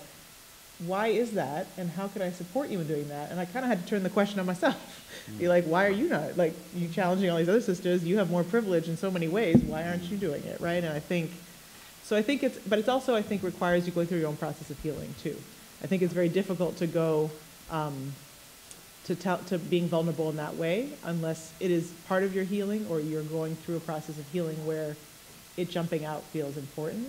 But I think for me, the book, it just felt like I was like, I've never been pregnant, but it felt like I imagine it feels to be like 10 months pregnant and just be like, it just needs to come out, all of it. All these stories I've been carrying around. There's 10 boxes in my apartment, 2 blocks over, of like newspaper clippings and stories and videos and reports and whatever, and it just needed to all come out so that people could use it in the ways that they wanted to. And it was my stories, other women's stories, and the stories of our resistance. So I think listening for what needs to come out and then pushing yourself to do whatever healing is necessary for it to come out, and then coming up with strategies, right? Which is like, I am never gonna talk about this on the radio or TV, ever. Like, but I have a strategy for when you ask me that question, how to go another way, right? So, to protect yourself too. So just because your story's out there doesn't mean it's gotta be all the way out there and you have no control anymore. Like, you can still hold it in the way you need to hold it. But you have to strategize about that. So we are just about at 3 o'clock. I see 2 questions, and I know C-SPAN is wrapping us up at 3. So what I want to do is invite our 2 questions to very quickly present your questions, and then we'll give each of you about 30 seconds to respond to however you see fit as sort of final words, and then we'll say thank you. Okay, sounds good. Just 2 very quick things. First of all, thanks to each of you for the gift of your admonishment to find the witness. That's invaluable to me. That's worth the price of admission for this 4 days. Find the witness. I'm a resilience researcher and writer, and so that's a missing piece, and so I thank you for that. Secondly, specifically for you, Andrea, are you familiar with Ursula Orr out of Arizona State University? I texted her, she's a good friend and colleague, and I texted her as we're talking. So very quickly, Ursula Orr was accosted by campus police roughly 4 years ago for jaywalking in Tempe, Arizona. Her dress was flipped upside down, she was physically assaulted, and then she was fired and had to fight for her job back. Ursula is just finding her voice, and she is allowing me to chronicle her experiences, and I shared with her that she needs to connect with you as well. So we need to make that happen, and thank you for the work that you're doing. Thank you. Her story is in the book. I wanted to get you comment on 2 of the statements earlier. Brother to the right mentions that things haven't changed, that we may think that things have changed, but in a lot of ways they haven't, and maybe they've changed for the worse if they've changed. And the sister next to you talked about the sort of censorship in the black arts movement. You know, I mean, as I misremember it, you know, anything was fair game. You could talk about and write about what you want, but people could critique it based on their perception of the reality and how real or unreal or what have you it is. And so, you know, and then my concern is that whatever was happening with that black arts movement, positive or negative, those types of situations correspond to overall advancement and progress of our social status. And now that we know maybe, you know, now we're free to talk about the flowers and the daffodils, but things are going to hell. So this is my concern. So thank you. So just very quick, we're over 3. So Yeah. very quick final remarks. Yeah, I can't do that quickly, so I'm going to say, so thank you for having me. Thank you, Dr. Green, and everyone else on the panel as well. I'm not going to touch that until later. Thank you, Ty. I'm sure I misremembered it as well. No, you That's didn't. the beauty of No, you didn't. literature and writing. No, You you know? didn't. No, you didn't. I'm just so grateful to be able to have a conversation with my fellow panelists, with all of you. So thank you so much for creating this space and inviting me into it. Thank you all. Thank our panelists for another. Thank you to our moderator as well. Fantastic job. Thank you, dear son. And our MC. Somebody stole my notes. One more time for our panelists, please, though. I just want to remind everyone of our social media handles and our hashtags. Facebook, Center for Black Literature, as well as National Black Writers Conference. Facebook, Center for Black Literature, as well as National Black Writers Conference. Instagram and Twitter, Center, the number 4, Black Lit. Center for Black Lit. So if you have a couple moments, please request those as friends or follow them on Instagram and Twitter. Also, for those of you who are free on May 5th, I want to invite you to a conversation with Harry Belafonte. That's being sponsored by Red Bull Music as well as Jill Newman Productions. A conversation with Harry Belafonte on May 5th. That's by Red Bull Music and Jill Newman Productions. You can log on to Jill, Jill Newman, Newman Productions.com for information. May 5th, a conversation with Harry Belafonte.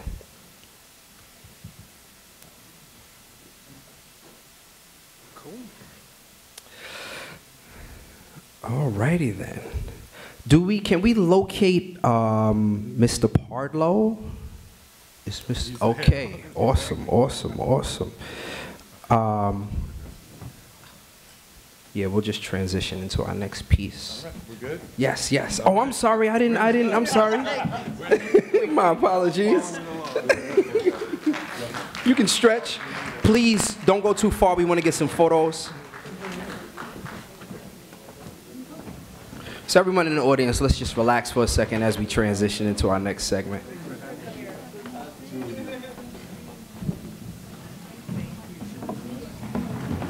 Huh? Kinda, sorta.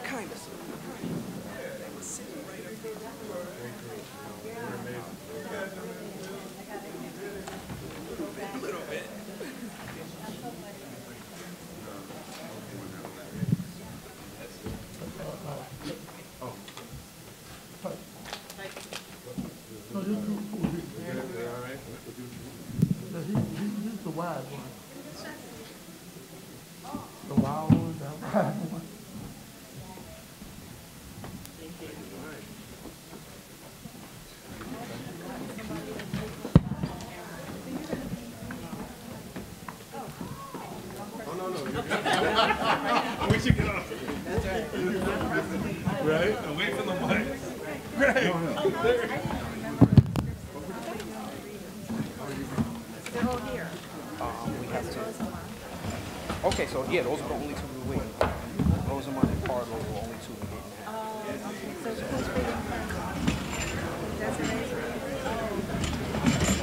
Stage each will read, so they didn't specify themselves first. Would you like me to do that? It just says Cooper, King, and Pardlow come sit on stage. So Desiree is over here. Cool. And then you have King and then Purple because he's there. Awesome. Not a problem. Miss King.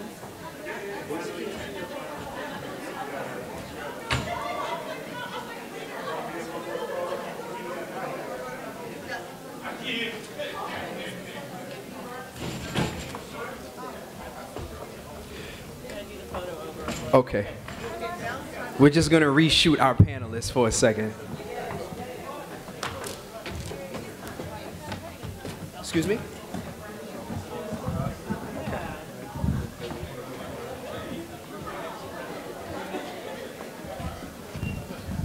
Can you take a cell phone photo as well? Sure. I know that's I'm not that great, so don't worry. Can I insult you too, brother? Hold on, since we're doing it, we're gonna. Why not?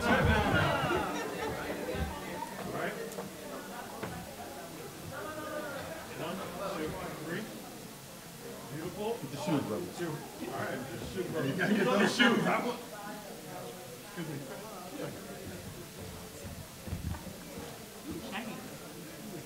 That's me in the bling.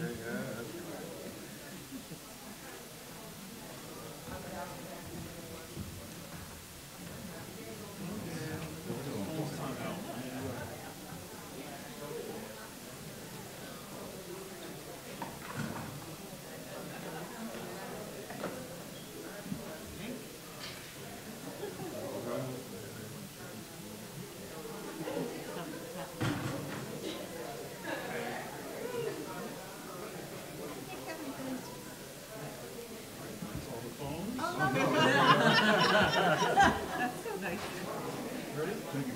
2, 3. 1, 2, 3. Thank you, everyone. Thank you. And I'm keeping your phones. Yeah, right. Just a heads up, all of our panelists will be signing their books in the corridor just outside. So if you get a couple minutes, please avail yourselves to their literature, and they'll be signing them just outside.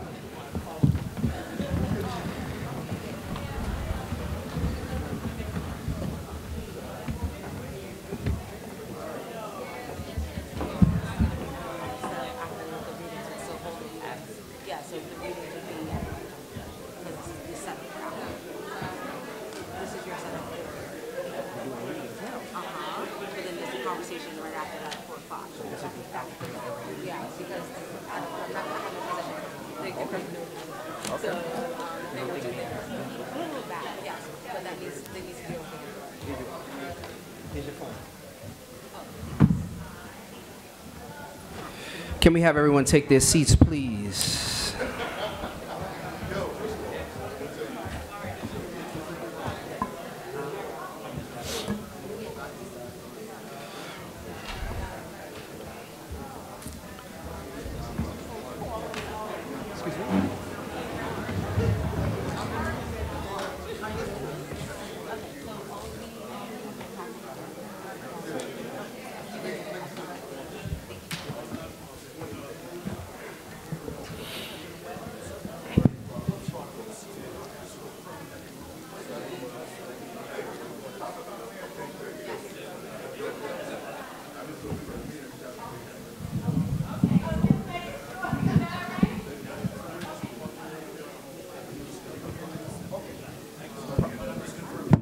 Correct, yes.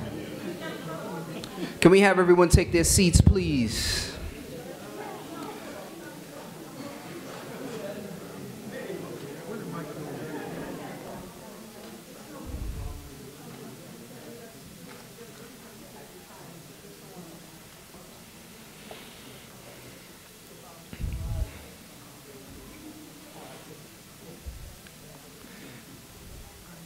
Yes, seats, please, please, please. Thank you so much.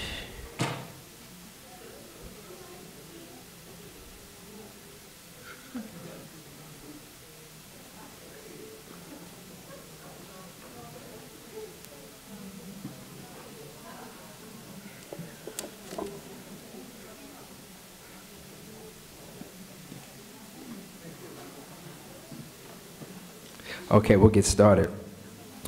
So for years, the Center has hosted the John Oliver Killings Reading Series, where established as well as newly discovered authors read from their latest work and talk about their craft. This evening, we are pleased to have the Killings Reading Series as part of our conference.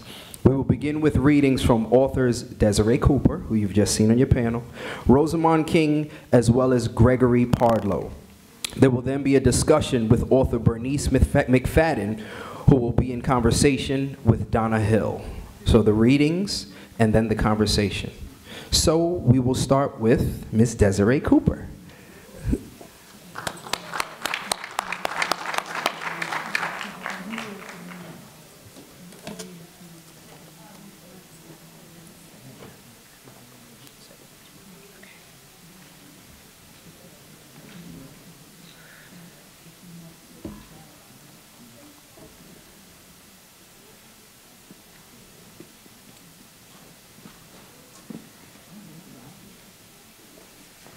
We'll let everyone get situated here. We had a quick turnover of events just now.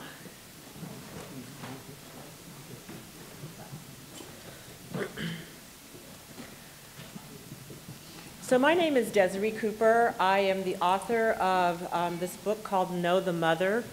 It is a collection of about 31 stories that are called flash fiction. So flash fiction are little tiny stories that happen in about 1,000 words or less. And because of my short time, I'm not going to do what I usually do, and you guys are lucky because I engage the audience, so sometimes reading the stories can be kind of like a test. So I'm not going to do that today, but I would be very happy afterwards to engage with you because flash fiction as soon as I meet an audience in a place, I take them through a couple of pages on a journey and leave them there. And then they decide what happens next. And so it's no fun for me when I can't hear from you what happens next. So maybe we'll get to talk afterwards. All right, so I'm going to start with the first one. It's called In the Ginza. Bobby Jean pushed the stroller through the crowded market and silently rehearsed her textbook Japanese. Ohio, pronounced just like Ohio, for good morning. Gomen, for I'm sorry. Domo arigato, lots of syllables for a simple thanks. She was elegant and chestnut-skinned, her thick hair pinned in a French roll, her hands kid-gloved. No one would recognize who she was beneath her polished cotton dress with sharp darts and perfect pleats. A country girl whose childhood had been crowded with big Virginia pines and even bigger dreams. She had quickly completed her mission in college to find a husband in the first year and left behind the backwoods town that smelled of pig shit and sawdust. Now here she was, the wife of an airman first class, raising her brand new baby in post-war Japan. Bobby Jean leaned over the sturdy pram and adjusted her daughter's pink summer blanket. It had seemed like a good idea that morning to take a stroll off base into downtown Fukuoka. But the market air was thick with dried squid and seaweed, and the push of the women with their wicker baskets made the pram feel hulking and pretentious. The Japanese Oksans never used strollers. Their babies were always lashed to their backs, even as they hunched in the rice paddies. Maybe we should go home now, Bobby Jean said to the dozing child, who began to suckle the air at the sound of her mother's voice.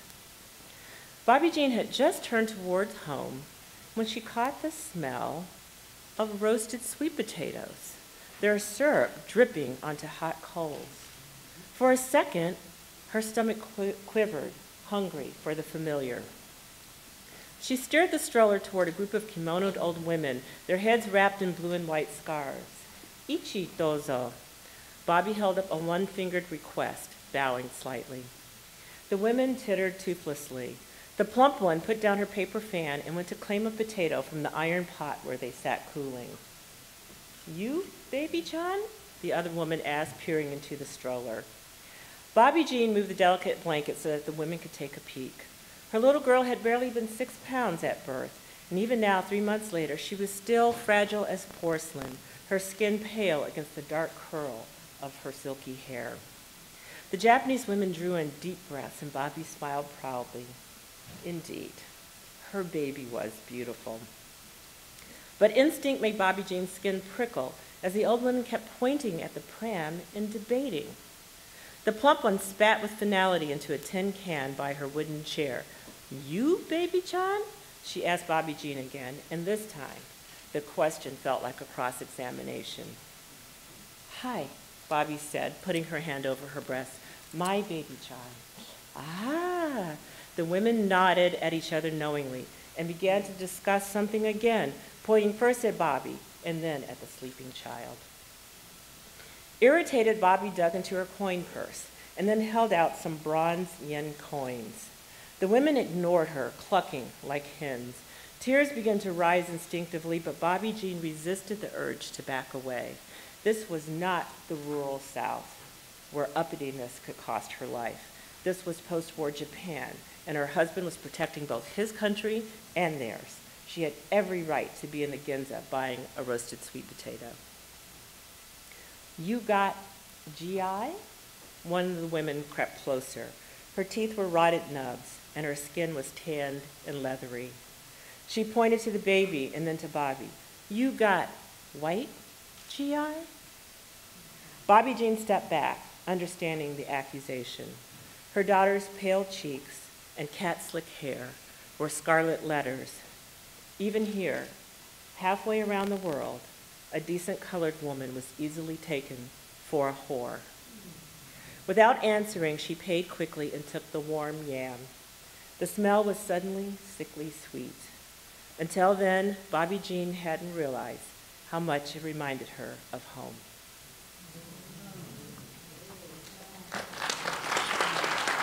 Is that a...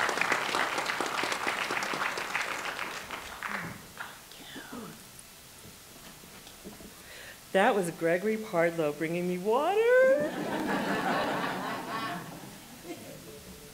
Thank you. These stories upset me a lot, so I have to take a little break.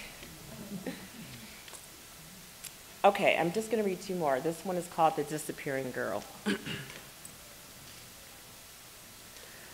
My minivan churns impatiently as I wait in the long queue. Up ahead, it's easy to spot my daughter in a gaggle of starched school-crested shirts and navy blue pants. She's the only one with brown eyes and skin to match. She's the only one whose thick black hair is tamed into stiff braids. She is standing apart, her eyes scanning the row of cars, a refugee on a hostile shore, waiting for an airlift. When she finally sees our car, she shoulders her heavy book bag, too full of academic pressure for a fourth grader, and a smile lands on her face. She is not ashamed to show me the beautiful wall-off gap in her front teeth. She waves desperately as if I might otherwise miss her, the lone black child in a sea of white. Finally, she opens the door and jumps into the back seat. "How was your day?" I say brightly, swallowing the stress of having to pick her up from private school every afternoon. She buckles in and opens her daily treat. Today it's a bag of Doritos and bottled tea. No time to get to the store for an apple. Bad mom. She says nothing, but munches quietly and looks out of the window. We pass the blonde girls yelling things out of the car windows like, "Call me if you want to go riding," or "Don't forget your swimsuit." At 10, my daughter wants, more than anything, to be chosen. She has a crush on Henry Frank. The kids call him Hank Frank as if it's one word. My daughter has a chance with Hank Frank because he's goofy, funny, already eccentric, probably gay. I turn off the radio, which I always do when the kids are in the car, just in case something bubbles up from their mysterious lives. Lately, my daughter has become impenetrable. When I hug her, she stiffens. Even though I am her lifeboat, she will not touch me. She is the kind of lonely that cannot be explained, so it becomes someone else's fault, mine. Did you know that I'm invisible? Her words come in a scratchy little girl voice, but she's too old for make-believe. She is stating a fact. My heart is a block of ice. I glance at her in the rearview mirror. She keeps eating Doritos vacantly. Suddenly, I'm 6. It's 1967, and my first grade teacher, Mrs. Houston, is so severe that every inch of me wants to please her. I figure out after the first day that I'm smarter than the other kids, the white kids. Every day, I want to prove my worth to Mrs. Houston by giving her the right answers. She calls on the other children, and I don't understand why she doesn't see me. I stretch my hand higher and accent my eagerness with a few oohs, but she still gazes over my head to the dolt behind me with the ruby curls. This is not what I had imagined when I thought about going to school. I dreamed of friends and books and scissors and the sweet smell of paste. I dreamed of chalk scraping on the board and gold stars on my homework. I never dreamed I would disappear. My daughter finishes her Doritos and crumples the bag loudly. I stop the car in front of the manicured lawn of a stranger. I get out and open my daughter's door. She tracks me wide-eyed, afraid that she's in trouble. I unlock her seatbelt and I pull her out of the car. Her classmates peer at us curiously as they drive by in their mom's SUVs. She doesn't know it yet.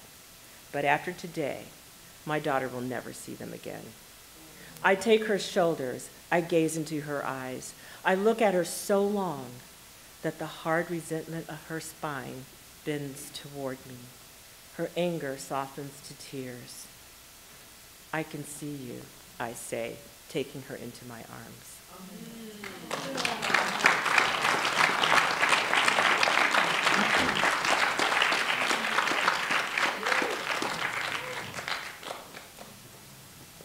How many of you have ever been that little girl or boy? How many of you have been the mom?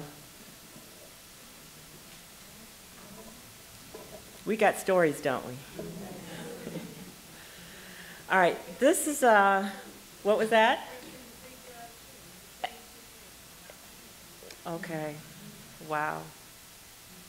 See what I'm missing when I don't get to talk to you guys? It's killing me. We'll talk later, okay? All right, so this is not from my collection. This is my resistance piece. It's another piece of flash fiction. It's called First Response. The moment we read the stick, some of us buckled onto the bathroom floor. Having only bled once, we thought it was impossible. Having bled forever, we shook our graying heads and thought, this is no miracle. Susan, who at 14 still slept with her favorite doll, bit back the tears and started packing her bags. We knew our mothers would not believe us. Abby bought a ticket to New York to secretly take care of it. We locked ourselves in the bathroom sobbing while the kids banged on the door. Mommy, please come out. For some of us, 3 healthy children were enough. For others, a special needs child was one too many. One day we would have many children. One day, decades later, we would still be child-free. The ultrasound technician drew in a deep breath and would not let it out. We feared a perfect baby. Undecided, we waited too long. Decisive, we were instantly clear about what to do. We were happy about it until we weren't. We borrowed cash from our friends so that it wouldn't show up on the insurance bill. We had no insurance. We had insurance, but the D&C was only covered for miscarriages. Brittany's college roommates threw her a baby shower with vodka served in sippy cups. Our aunt said, "You're lucky you won't be butchered in someone's basement like I was." Lynn was dropped off by her stepfather, along with her suitcase and her cat. We called in sick at the firm, even though it was tax season. Mary's boyfriend slapped her and pushed her out of the car. "You better have dinner ready tonight, and your fat ass better not still be pregnant." The bus, a cab, the heat, a bike, the snow, the traffic. We were late, but we made it. We were 2 hours early because we couldn't sit at home alone. In the waiting room, we would not return a gaze. Our men held us tightly. Jan nervously fiddled with a ring from her make-believe fiancé. We were by ourselves and puffy-faced. Diane was already showing every time she seemed to show a few weeks earlier. One couple argued with the receptionist. They had driven from another state but didn't know about the 24-hour waiting period. Some of us let the tears river, while others slumped in pink chairs and listened to our iPods. We were horrified to be with these people. Full of shame, we fingered a rosary. Full of anger, we cursed God. "Relax," the kind nurse held our hands as the doctor readied. "You're going to be fine." We wondered if anything would be fine again. Annie quaked. The doctor took off his mask and said, "I'm not doing this. You're not ready." We listened to the vacuum. We didn't know what hit us. The room went silent. We rose up in wonder. It had been so easy.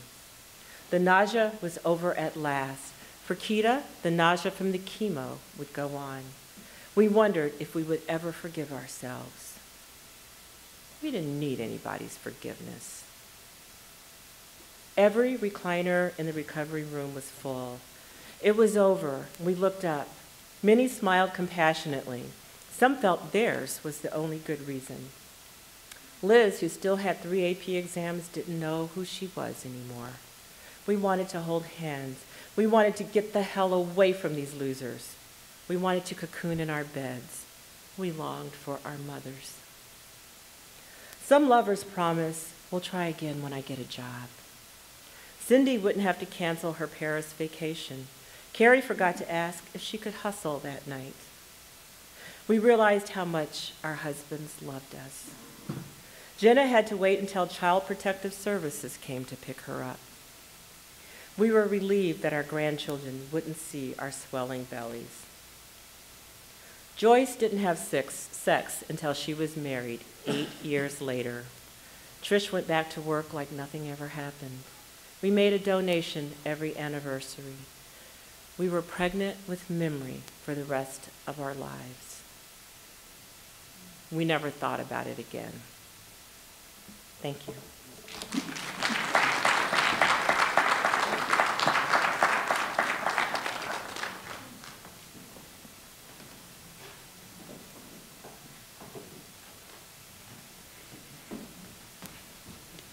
Just a quick insertion. There will be a short Q&A with each of our readers. Yeah, we figured we'd just throw that in there. Quick Q&A afterwards. So let's speed through this. Coming to the stage, Rosamond King.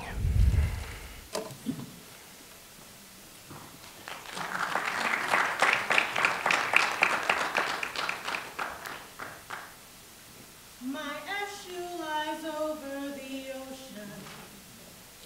My ocean lies inside the sea. A bhikkhu cries down by the river, don't bring back that body to me. Bring back. The Duen is derived from a bhikkhu, and Oshun became Erzali. My history lies under the overt, my heritage beyond the scene. My brawn, it belongs to the Ogun. My blood, it flows into the sea. The two meet inside a black body and whisper, you fight to be free. That comes from the first poem in my book, Rock, Salt, Stone, which just a couple weeks ago was nominated for Lambda Literary Award. So, very excited, but I'm telling you because if you buy it today, I brought the stickers, so you can get a gold sticker to put on your book. I want to thank Brenda Green, Dr. Green, for inviting me here today, and Clarence, who is around somewhere, who's doing all of the logistics. I'm especially happy to be here with the theme of healing and activism. And I think that part of the healing, and this is related to the last panel as well, is that we often have to feel the pain. I don't think that we get to the healing without going through the pain. So hopefully these poems that I'll read today will take you on a little bit of that journey. In the day, you strut. Night, fear is your skin, membrane flexing over muscles and fascia. This is how you live. So much so that you forget until someone reminds you you have too much flesh in too many places, until you realize you're looking for danger and escapes, judging other pedestrians' threat. Your skin, you live it till the light.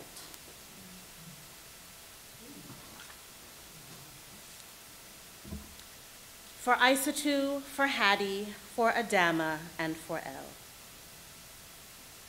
Someone came looking for your kind, and you looked at her, considered how much she is not from here. Asia all over her face and hair, her English worse than yours. And you opened your mouth, whispering in your own compound, afraid still, but fear is as common as your own hair. You wash it and comb it and plait it in rows. I am looking for you. I am looking for our kind. Will you open your mouth to me? We can scratch and oil each other's scalp.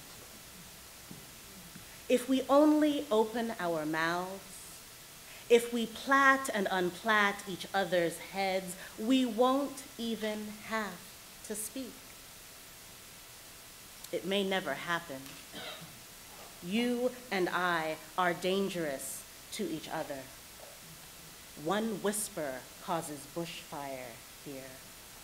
You and I may even be cousins. If we never meet, if we never get to whisper together, it is enough that you opened your mouth. It is enough knowing that you exist. My other, in the long hours of doing and undoing your hair, listen to the whispers. You will know it is me. You will recognize your own silent scream.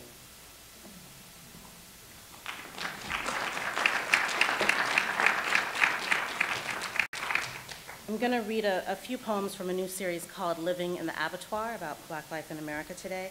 And I know today that there are marches happening all over the country, and many of us are in solidarity with those marches. And especially the marches in places like New York and Chicago, where people are marching not only against violence that happens in school, but the violence that happens to us everywhere, all the time. It's called the abattoir because we live under the blade. It's called the abattoir because there is a larger economy based on our systematic, continuous, and premature death. It is the outside inside, a part of and separate. Yonder, they do love our flesh. They love it jiggling, they love it naked, they love it sweating. They love it kneeling or prone. They love it grinning or weeping, preferably all at the same time and with feeling. All of us are born in blood. But those born in the abattoir smell it every day, a reminder that death is imminent and will be swift and bloody. Elsewhere, childhood is different, bloodied only by scrapes and falls. Elsewhere, people are free of the smell of iron in their own hair, sweat, clothes. They are free of the taste of it.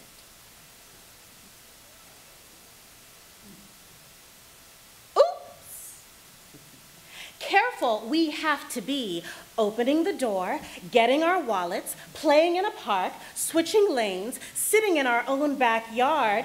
Oops! Can be fatal. Ask? There is no ask. Try, there is no try. There is only shoot and strangle. Oops!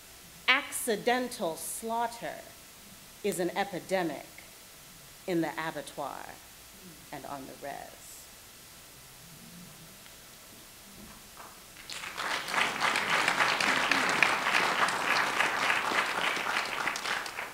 I think in this audience you'll recognize this, the reference of this poem that's called Tribute Tilted Up, for millions everywhere you look.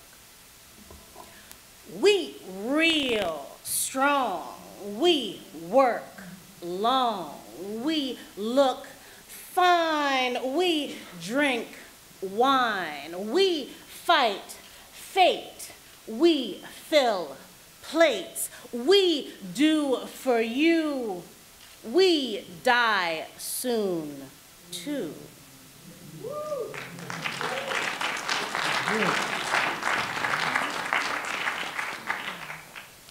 And I'm just going to end with two poems from the book. You woke up yesterday and did not expect to die. So of course the night seemed different, smiling.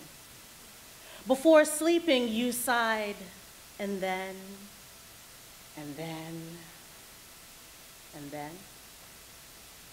Tomorrow you will look in a glass and nearly trip, startled by your own beauty, outlined by the sun.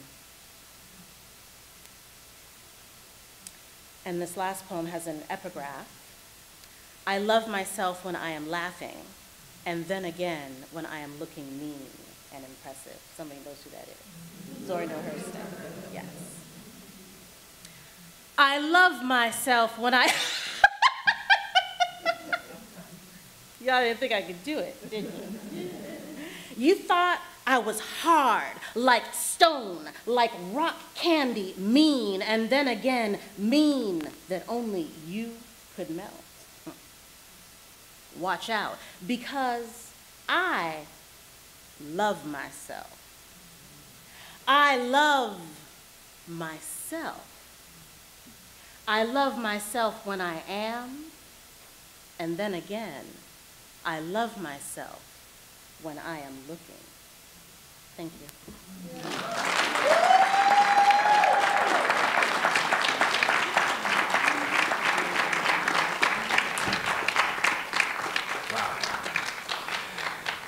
And last but certainly not least, Mr. Gregory Pardlow.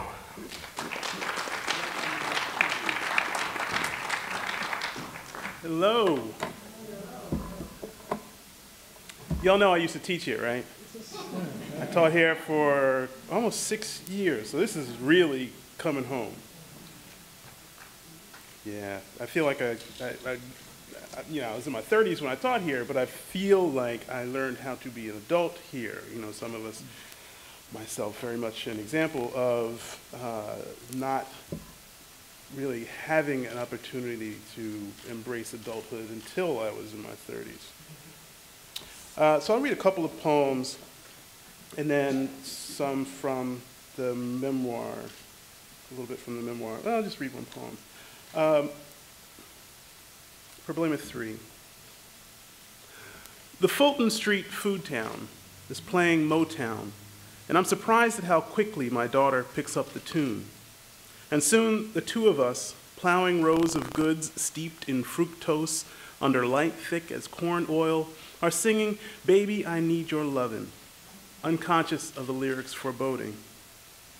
My happy child riding high in the shopping cart as if she's cruising the polished aisles on a tractor laden with imperishable foodstuffs.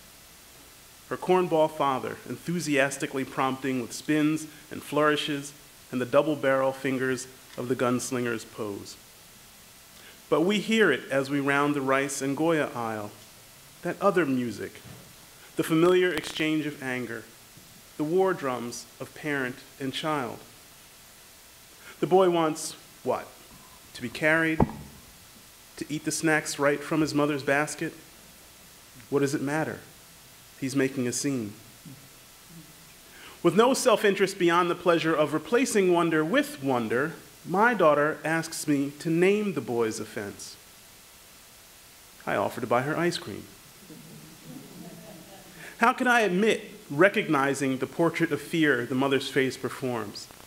The inherited terror of nonconformity, frosted with the fear of being thought disrespected by or lacking the will to discipline one's child.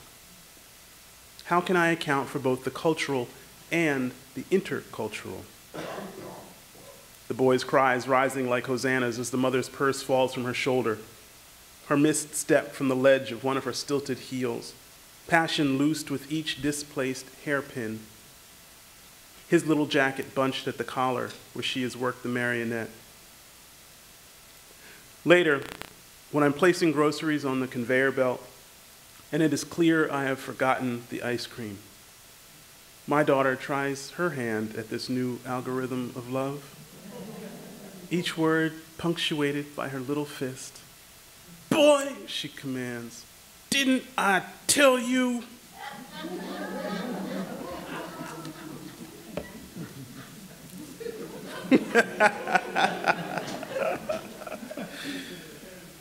We wonder where we get it.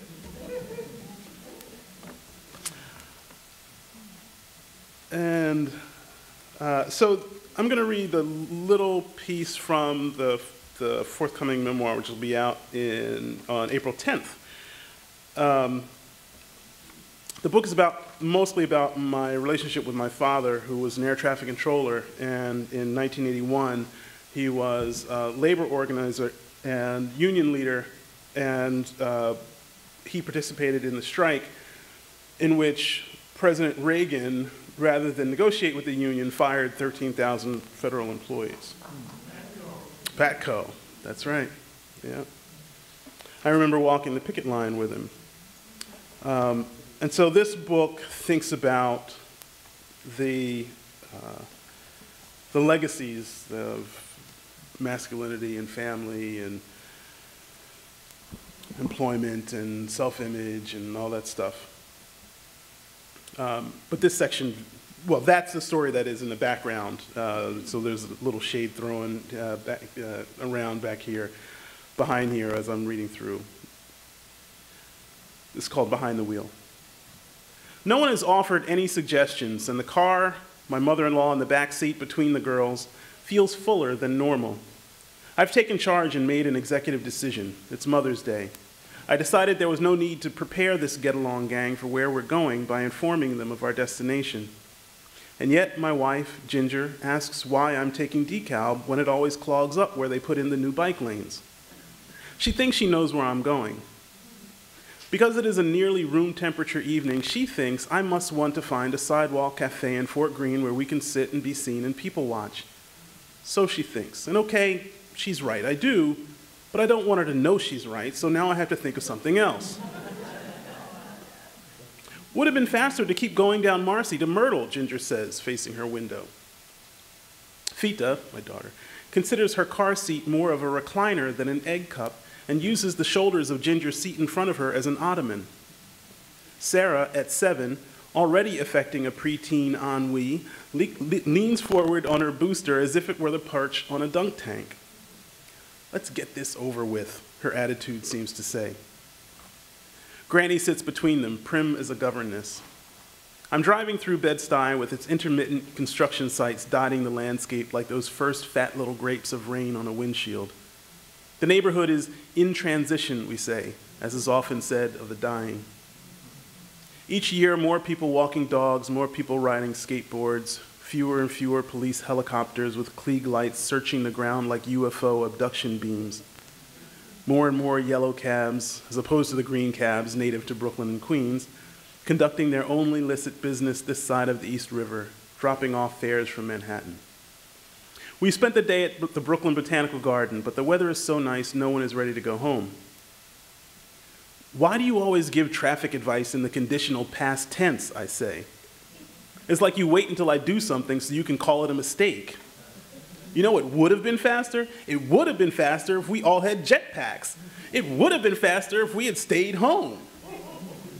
Ginger dismisses me, turning that invisible key in the lock that seals her lips and tossing it clear out the window. In response to some complaint I must not have heard, Fita bites into the wet flesh of an apple that Granny has produced from her purse. We're passing a tent revival being held in the vacant lot annexed by the adjacent church, and the music is lively, but it seems to me unreasonably loud. Nevertheless, I slow the car for effect, making use of the fortuitous soundtrack outside. What's that? Fita asks through a mouthful of apple. That's a church, I say. Sarah says it is not, and argues that in church people sit around listening to boring poems. I don't like this apple, says Fita. The meat inside's too furry. They're not poems, Sarah. They're called sermons, which I guess are kind of like poems, I say, thinking about Walt Whitman and James Weldon Johnson and how they often imitated preachers in their poems. And not all churches do the same things anyway. Abruptly, I'm interrupted by the radio. Ginger doesn't like it when I talk about churches or religion. She thinks I'm disrespectful. She fiddles with the radio a moment more to make sure this line of query is stymied before it grows. She doesn't want me provoking her mother. I know this. I know what she's thinking. I wait until Ginger finds a volume equivalent to plugging her fingers in her ears and singing la la la la la. This church is the kind where people like to sing, I say, over an NPR story about the health risks of circumcision, angling my voice higher to compete with Brian Lehrer, the radio announcer. That man sounds like he has a cold, says Fita, who only wants to eat the skin now. The man on the radio? No, that other man, the one who keeps clearing his throat. That's the preacher. And that's the way people want him to sound, I say. Why do people go to church? Sarah asks finally. At this, Ginger, whose cousins called her Mother Superior when she was a kid, drops her chin to her chest. It's been a sore point with Ginger that we don't go to church. Not that she's particularly observant, but the lapse is one more reminder of the distance she has drifted from her Salvadoran roots. It means something to her, the ritual that is Catholicism. And it troubles her, too, that the average white kid on the Upper East Side being raised by a Latin nanny may be more familiar with Latino culture than her own two children. It didn't help that Sarah recently asked why Christians get what she called angry whenever they see a plus sign. There, you get it. In the roller derby of this conversation, Ginger has been adjusting her straps, fitting her helmet. Now she's ready to step onto the track and body check us all off course. And with the first impulsively thrown elbow, she asks me, "Are you circumcised?"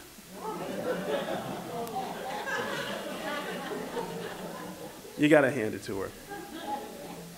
Fita wants to know why apples can be yellow and still we call them apples. People go to church in order to be with others who think about the world in the same way they do, I tell Sarah. Then Sarah asks, how come we don't go to church? Can't believe I asked that, Ginger says in a rhetorical snort, and then conspiratorially, I mean, that's something I should know, right? We do go to a place like that, I tell Sarah.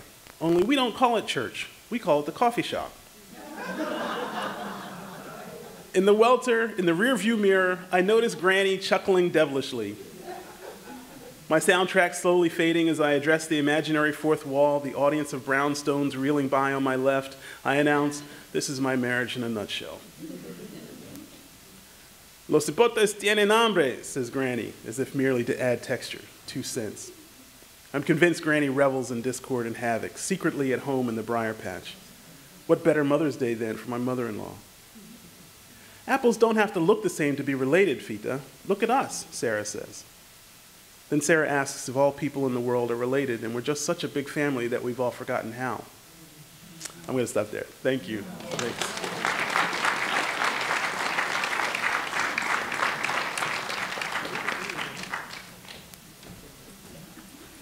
So at this moment in time, we just need you to bear with us as we transition for our panel discussion from our readers. You can avail yourselves to the microphones in the aisles when that time comes.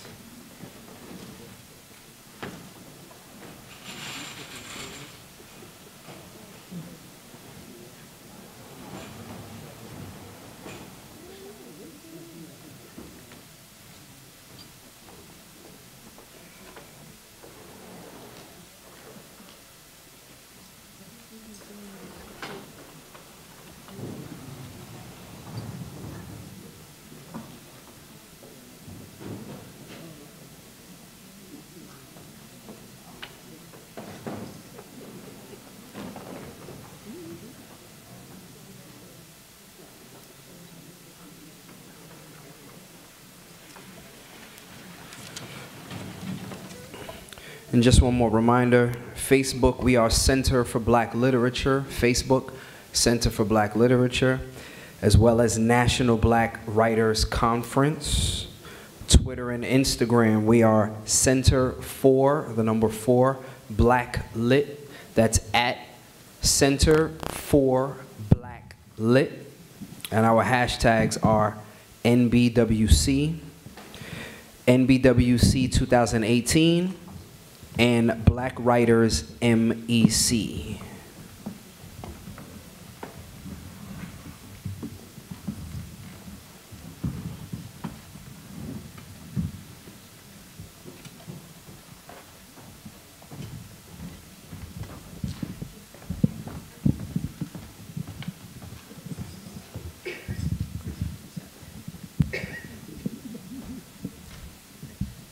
So I guess I'll open the floor by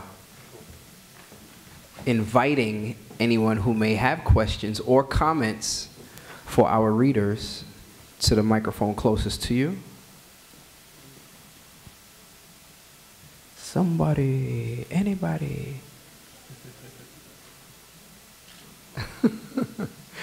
Questions or comments for our readers?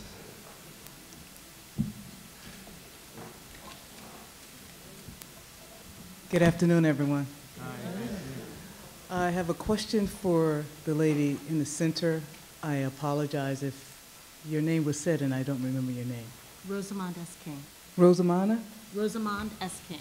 Thank you, Ms. King. My name is Yolanda Hamilton from New Jersey.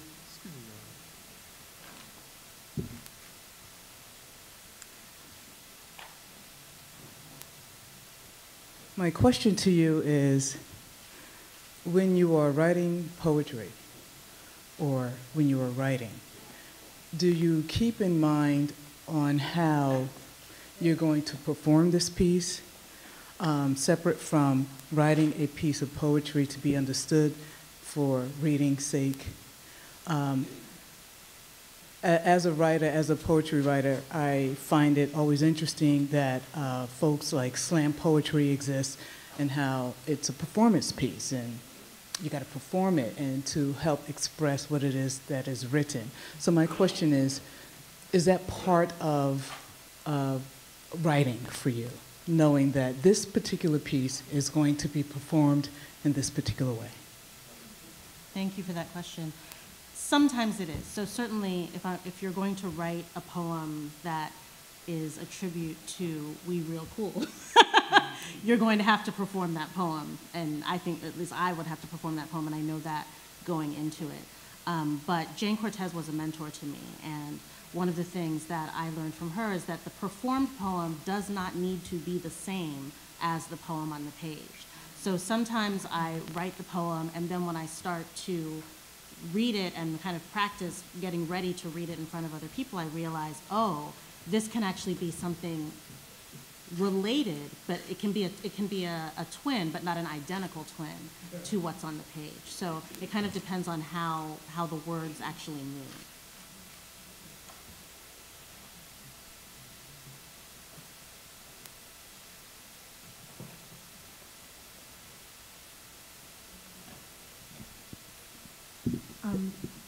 Hello, my name is Lestine, and I'm an author. And I wanted to ask Denise, I know you're a novelist, so I wanted to know when you decide to do a reading, how do you decide what part of your book to share, to read, without giving away too much of the story, and yet you want people to buy the book? So I just kind of wanted to know, do you go through a process or what? Well, I'm the luckiest fiction writer ever because I write flash fiction, which is very short. So I can read an entire piece. So the pieces that I wrote were the entire thing. That was the whole thing. And the stories are not connected. So you can just pick it up like a magazine and just read the article. Again, that's what I love about flash fiction. I'm just throwing you in the middle of a circumstance, and then we see where we end up. So you don't write a full book, full novel? I haven't yet. Have you Not heard a straight narrative, no. Have you heard of Kate Chopin? Yes, the writer, the author? Yeah. And she wrote this story, it's called The Story of an Hour. Mm-hmm. Have you read that? Absolutely. Yeah, and it's just like one page. I guess exactly. That's flash fiction, really. Yes, one of my foremothers. Yeah, absolutely. Thank you. Thank you. I think that's actually also a good question for Gregory. Because exactly. Didn't you see he was reading from the end of the book? Yeah, and I'm like, well, read all the way to the end. Like, how could you stop? Well, my book is made up of essays, actually. So I wrote them. Well, the first manuscript that I wrote was a kind of straight through memoir. And then as I revised, I started to break it into separate essays because I wanted to concentrate on different themes and ideas. And so they are written to stand alone. And that piece, I read about half of the piece, the full piece that I read today. Yeah. Hi. My question is also for Desiree. And I'm Maggie Inge, I'm a writer, but I've never written flash, although I've written small pieces, and I wonder when you, with such disparate characters and yet similar themes. Does the story come to you in a flash, or is it something that you work on for a long period of time? Yes. I will admit that I sort of cheated because I come out of journalism. I was a columnist for 11 years with a major paper in Detroit. And so when I finally got a chance to really explore the creative side of me, I couldn't get past 3 or 4 pages. I would be bored, I'd be lost, you know, I just didn't care anymore. I couldn't figure out where it was going. And I just had a muscle for a certain space. And rather than try to push myself past that space, I challenged myself to do the whole story in that space. So that's kind of where it comes from for me. So now I'm trying to learn how to, you know, be a big girl and connect dots, which is hard. Well, you're also using poetry muscles in that too. Yeah. I mean, I noticed an awful lot of compression. You managed to cover a lot of ground in a short space, so it's not like you're just omitting stuff. Right? Yeah. Well, and I was involved with Cave Canem for a long time, not as on the board, so as administrative side. But the gift of it was I got to listen to the best poetry in the United States all the time. It was quite an education, and I will say that profoundly influenced my writing. Nice, nice. And we'll take one last question. This question is a question I am toying with asking, if not asking. This is for Gregory. Winning the Pulitzer Prize, how has it changed your life, if at all? Well, pretty radically. So it was a Monday, matter of fact, I think it was April 10th, 2015. I was standing outside of my kid's school with my one daughter, Fita, the younger daughter. We're waiting for the older daughter. And I look at my phone buzzes, and there's a text from a former student of mine saying, "Congratulations on your Pulitzer." I was like, that's just mean. Why would you do that? So I put it away. There's obviously, you know. And then I got another text message. And then another one. And then those little Facebook bubbles started coming up. And then the phone just went crazy. And I don't know, some noise came out of me. My daughter tells me that something was like, ah! And I ran inside to the school, and the woman who works at the reception desk, I said, can you read this? Can you, my hands are shaking, I can't, can you Google me and see if something happened? And she's like, something says something about you winning a Pulitzer. And so I'm just like. But wait, how is it that you didn't hear first? Like, I need to hear what happened. So the Pulitzer folks are old school. They are not interested in me. They are not interested in the people who want. They award the prize, and then they send out in the mail letters saying, congratulations, you won. They hold a press conference announcing the winners. Without you, right. And so you got to be online, like watching the press conference, waiting to see who won in order to know. Other than that is crazy. Other than that, I got to wait for the letter in the mail. But to your question, I picked up my kids from school. Maybe a couple hours later, I got an email from Associated Press. That evening, the Associated Press and a photographer were at my house.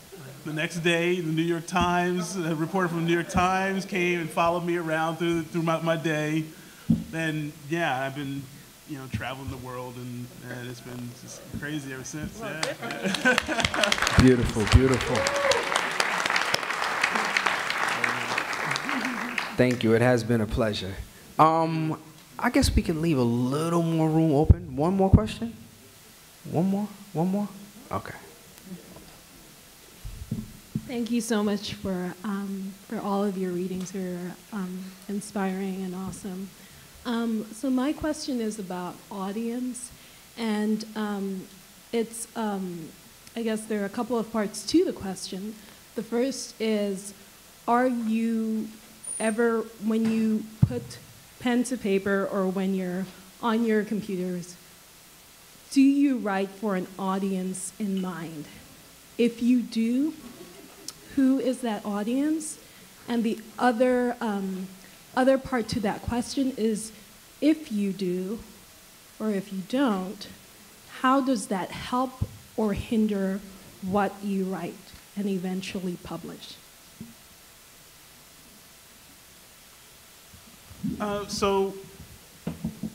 And I'm only speaking for myself, and I say that to say that there are great arguments in either case.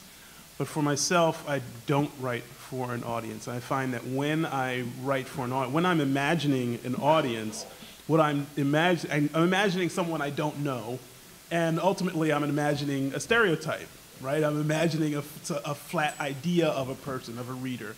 And to write then to a stereotype only deadens my own work. So what I write to is, the earlier panel you guys were talking about writing to a larger idea. So I think you said, why are you writing? And so I think about the larger argument. What is the impact I want to have on this society? You know, I think big. Right? So how do I want to change the world? Why am I doing this? The reason I'm writing is because I actually believe that this stuff has some power in the world and shaping reality. And with that amazing power, what am I trying to accomplish? And so it's a matter of responsibility and integrity. The other part of that is there's a lot of faith in writing, in that, this is from your panel too, I presume, I have to believe that there is someone out there who desperately needs to hear what I'm saying, right? That there is my counterpart, and that I have to believe in the universality of myself, and that the world will identify. There's nothing unique or strange or maybe certainly quirky, but not out of the box weirdo about me. And I think sometimes I think so, but that's a matter of ego speaking, actually. But yes, the point is to imagine, to rely on the humanity, the common humanity of readers to find themselves in my work.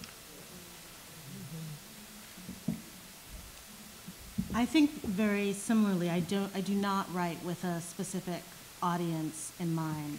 My greatest motivation to write is to live. It is, in order for me, it's part of my feeling. It's part of my muscle. It's got to come out, and hopefully someone will read it. And I think one of the things that's been exciting as I've been published is that you don't know who needs to read your work. And even when I prepare to do a reading or performance and I think I know who I'm talking to, I don't always know who I'm talking to. I just did a performance in rural Ohio, and I said, if you count non-standard English, there's about 6 different languages in my book. And I said, I'm going to read this poem that has Wolof in it. And this one young man in the back of the room who was on his phone, his head whipped up. That's great, yeah. And he spoke Wolof, right? So I think for me, again, it's just to put the work out there, and hopefully the people who need it will find it. That's I agree, even though I will say my overriding concern is gender and gender roles. And so I assume incorrectly a lot that I'm speaking to women only, or that's my primary audience or concern. I have learned that that's not right, but I have also found that it's easier for me to get it on paper if I'm not having an argument from the beginning. Like, I'm not trying to justify what I'm putting on paper, and so I want to talk to the choir as I'm writing, because that's the way I'm not censoring myself. But just as you mentioned, I've been in Kalamazoo, Michigan, in an old folks' home, a senior citizens' home, where I think I was the only black person in Kalamazoo, Michigan, you know, and read from my book, and the conversations were mind-blowing, you know. And so I think that more than anything, it's what can keep your voice authentic and what can keep you true to what you want to say. And so whatever it takes to imagine that. I mean, when I was a columnist, I used to always imagine I was talking to my mom and that no one would read my column. I would say, I was always shocked. I'm like, you read that? You know? And it was constantly a shock that someone read it. I just said to myself, nobody reads papers. Nobody's going to read this. Nobody will remember it if they read it. So I have the freedom to say whatever I want to say, you know? And that was like a fiction that kept me honest with myself. And I'm talking to my mom. So I did imagine an audience of one. And the sad thing is my mother has Alzheimer's, so she's never gotten to read my book, and I was talking to her the whole time. So. Wow. That, just really quick, that is an important addendum. Is so many of my students and so many of us as writers, we have a tendency to think about the people who don't want to read our work, who are going to be critical of our, but what if they don't like it? Well, don't write to them. You know, why would you imagine an antagonistic reader? Imagine the people who want to be in conversation, right? Yeah. Excellent question. One more round of applause, please, for Ms. Desiree Cooper, Ms. Rosamond King, and Mr. Gregory Pardlow. So as we transition into our next piece, I am going to bring the director of the Center for Black Literature, Ms. Dr. Brenda Green.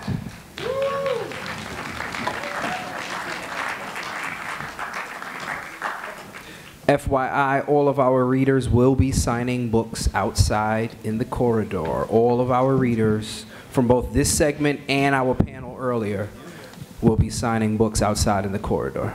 Thank you. Thank you. I hope that you're enjoying the program. Yeah, we're getting ready for our next phase, and see a lot of familiar faces. Leonard Jeffries is here.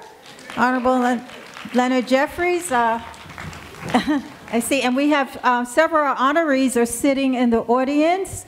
Tanana Dew is sitting over here. Yes, David Levering Lewis. Honorable David Levering Lewis is sitting here, and Louise Merriweather. While we transition, I just want to tell you this is a really, this next part of the program is central to the theme of the conference, Gathering of the Waters, which I have to say I took from the books of several people, including Bernice McFadden has Gathering of the Waters in her title, and one of our poets who is here again has Gathering of the Waters in our title. So this is really the core of how we bring together the elements of activism and healing and resistance, and how we can use literature as a way to illustrate how we gather at the waters. So we are going to have a conversation with Bernice McFadden and Donna Hill, and then we have also before that we have a very, very special presentation with Louise Merriweather. So I think they're ready to come up. I'm going to ask Bernice McFadden and Donna Hill to please come to the stage.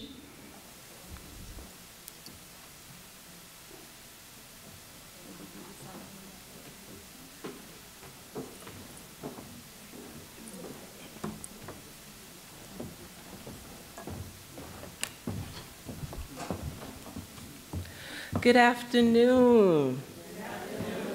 I know everybody's having a fabulous time, right? There's so much stuff going on. We have such fabulous writers in the house today, legends in the house today, one of which is Louise Merriweather. So for those who don't know, like Biggie said, if you don't know, now you will know. She's a prominent author, journalist, essayist, and anti-war activist. She's the author of several books, including Fragments of the Art and Shadow Dancing, as well as children's biographies of African-American icons such as Rosa Parks and Dr. Daniel Hale Williams. Her first book, Daddy Was a Numbers Runner, was published in 1970 and received favorable reviews from authors James Baldwin and Paulie Marshall. She was also an early member of the Harlem Writers Guild and the Watch Writers Workshops, and the first Black woman to be hired as a story editor in Hollywood. She has taught creative writing at Sarah Lawrence College and the University of Houston, and is a winner of grants from the National Endowment of the Arts, Mellon Foundation, and the New York State Council on the Arts. In 2016, she received a Lifetime Achievement Award from the Before Columbus Foundation, and her birthday, May 8th, was declared Louise Merriweather Appreciation Day by Manhattan Borough President Gail Brewer. To honor her literary legacy, the Feminist Press launched the Louise Merriweather First Book Prize in 2016 to lift up women and non-binary debut authors of color. That is her story, a very short piece of her story, because she has done so much for the literary world. And now I would like to bring Dr. Green up to the stage, along with Ms. Merriweather.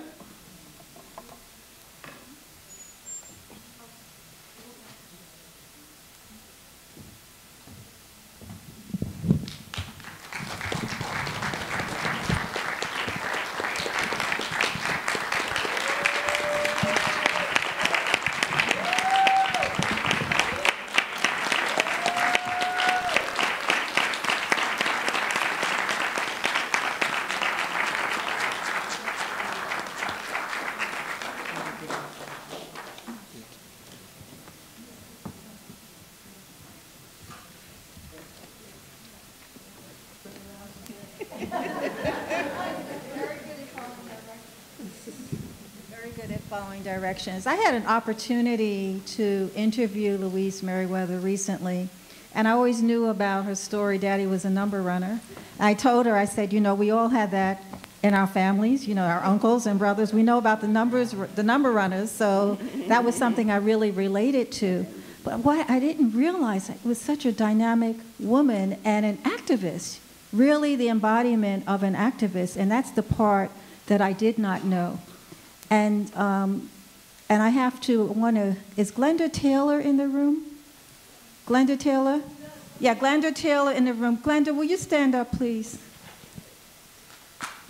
Glenda Taylor is, and this is, Glenda Taylor is a graduate of MedgarEversCollege, and she recently got her PhD. And she is just very, very inspiring. Her story is inspiring, and I don't know if I can share it. But I can? Okay. So Glenda Taylor lost her eyesight many years ago, and when she did it, she continued with her work.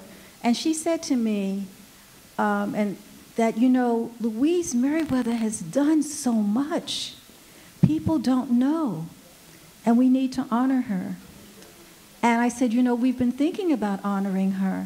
And so I have to say that for this year, Glenda Taylor is really the motivation behind us honoring you. But I want to first share with you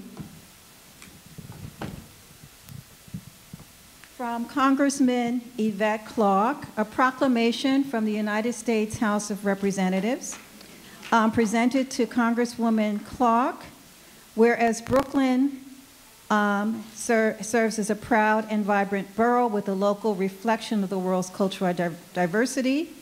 And I'm not going to read everything, but you'll hear this. Whereas Louise Merriweather, born on May 8th, 1923.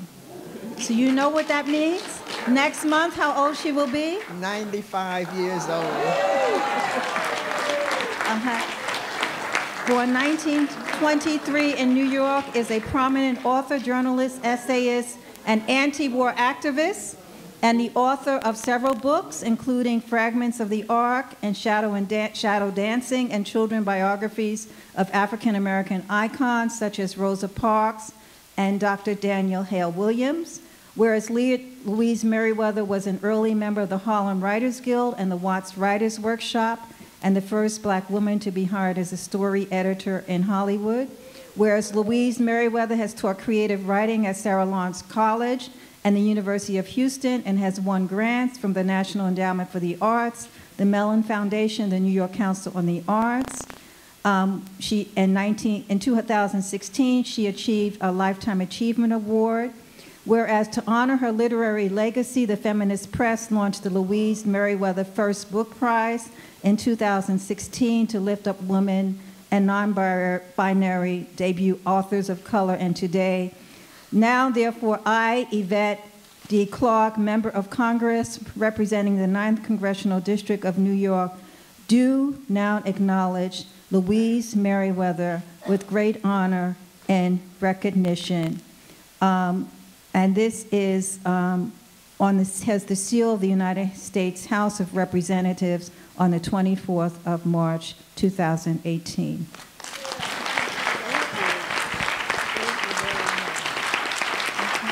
We have another award. Okay, I'll let you say something. So this is the Center for Black Literature Award, presented to Louise Merriweather in recognition of her commitment to a lifetime of literary activism, the 14th National Black Writers Conference, March 22nd to March 23rd. I just wish to thank everyone for being so gracious to me all the time. Folks are so good to me. I don't understand why, but I love it. Thank you.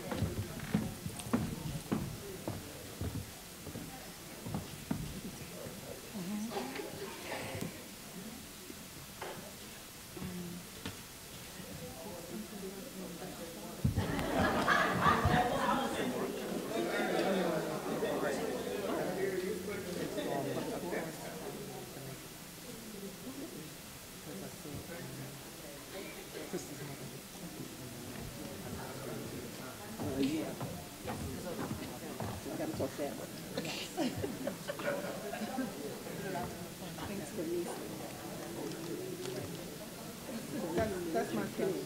Yeah.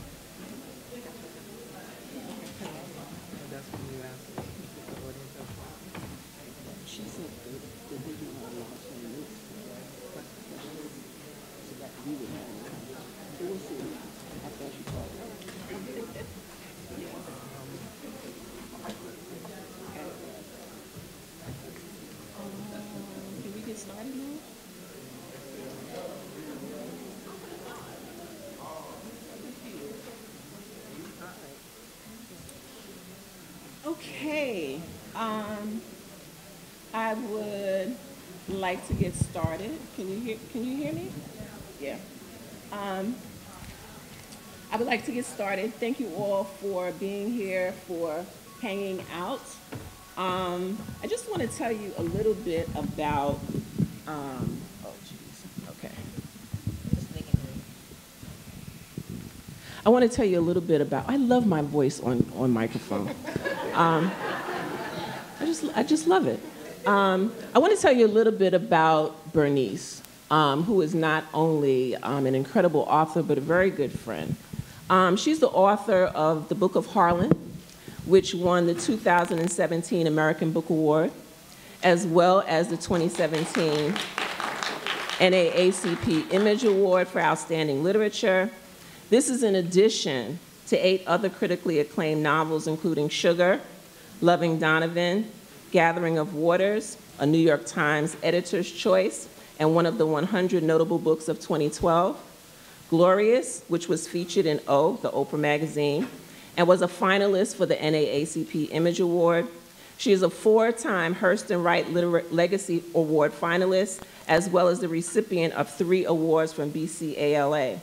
Praise Song for the Butterflies is her new novel, which will be released shortly. So that's a little bit about Bernice.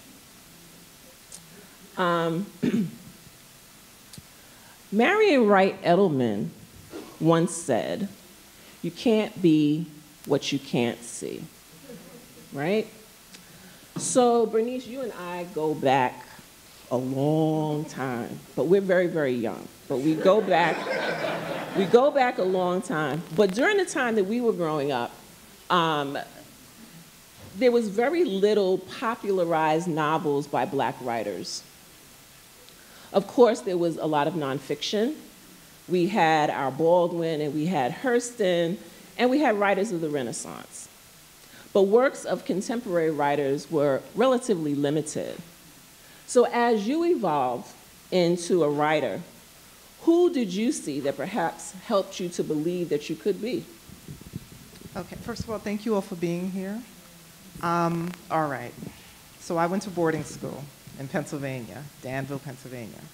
Up until that point, and that was 1979, I had been reading Stephen King and Jackie Collins, Harold Robbins, and I wanted to be a writer, but like you're saying, I didn't see anyone that looked like me who was writing. I thought all the Black writers had did their thing and then died, and that was it.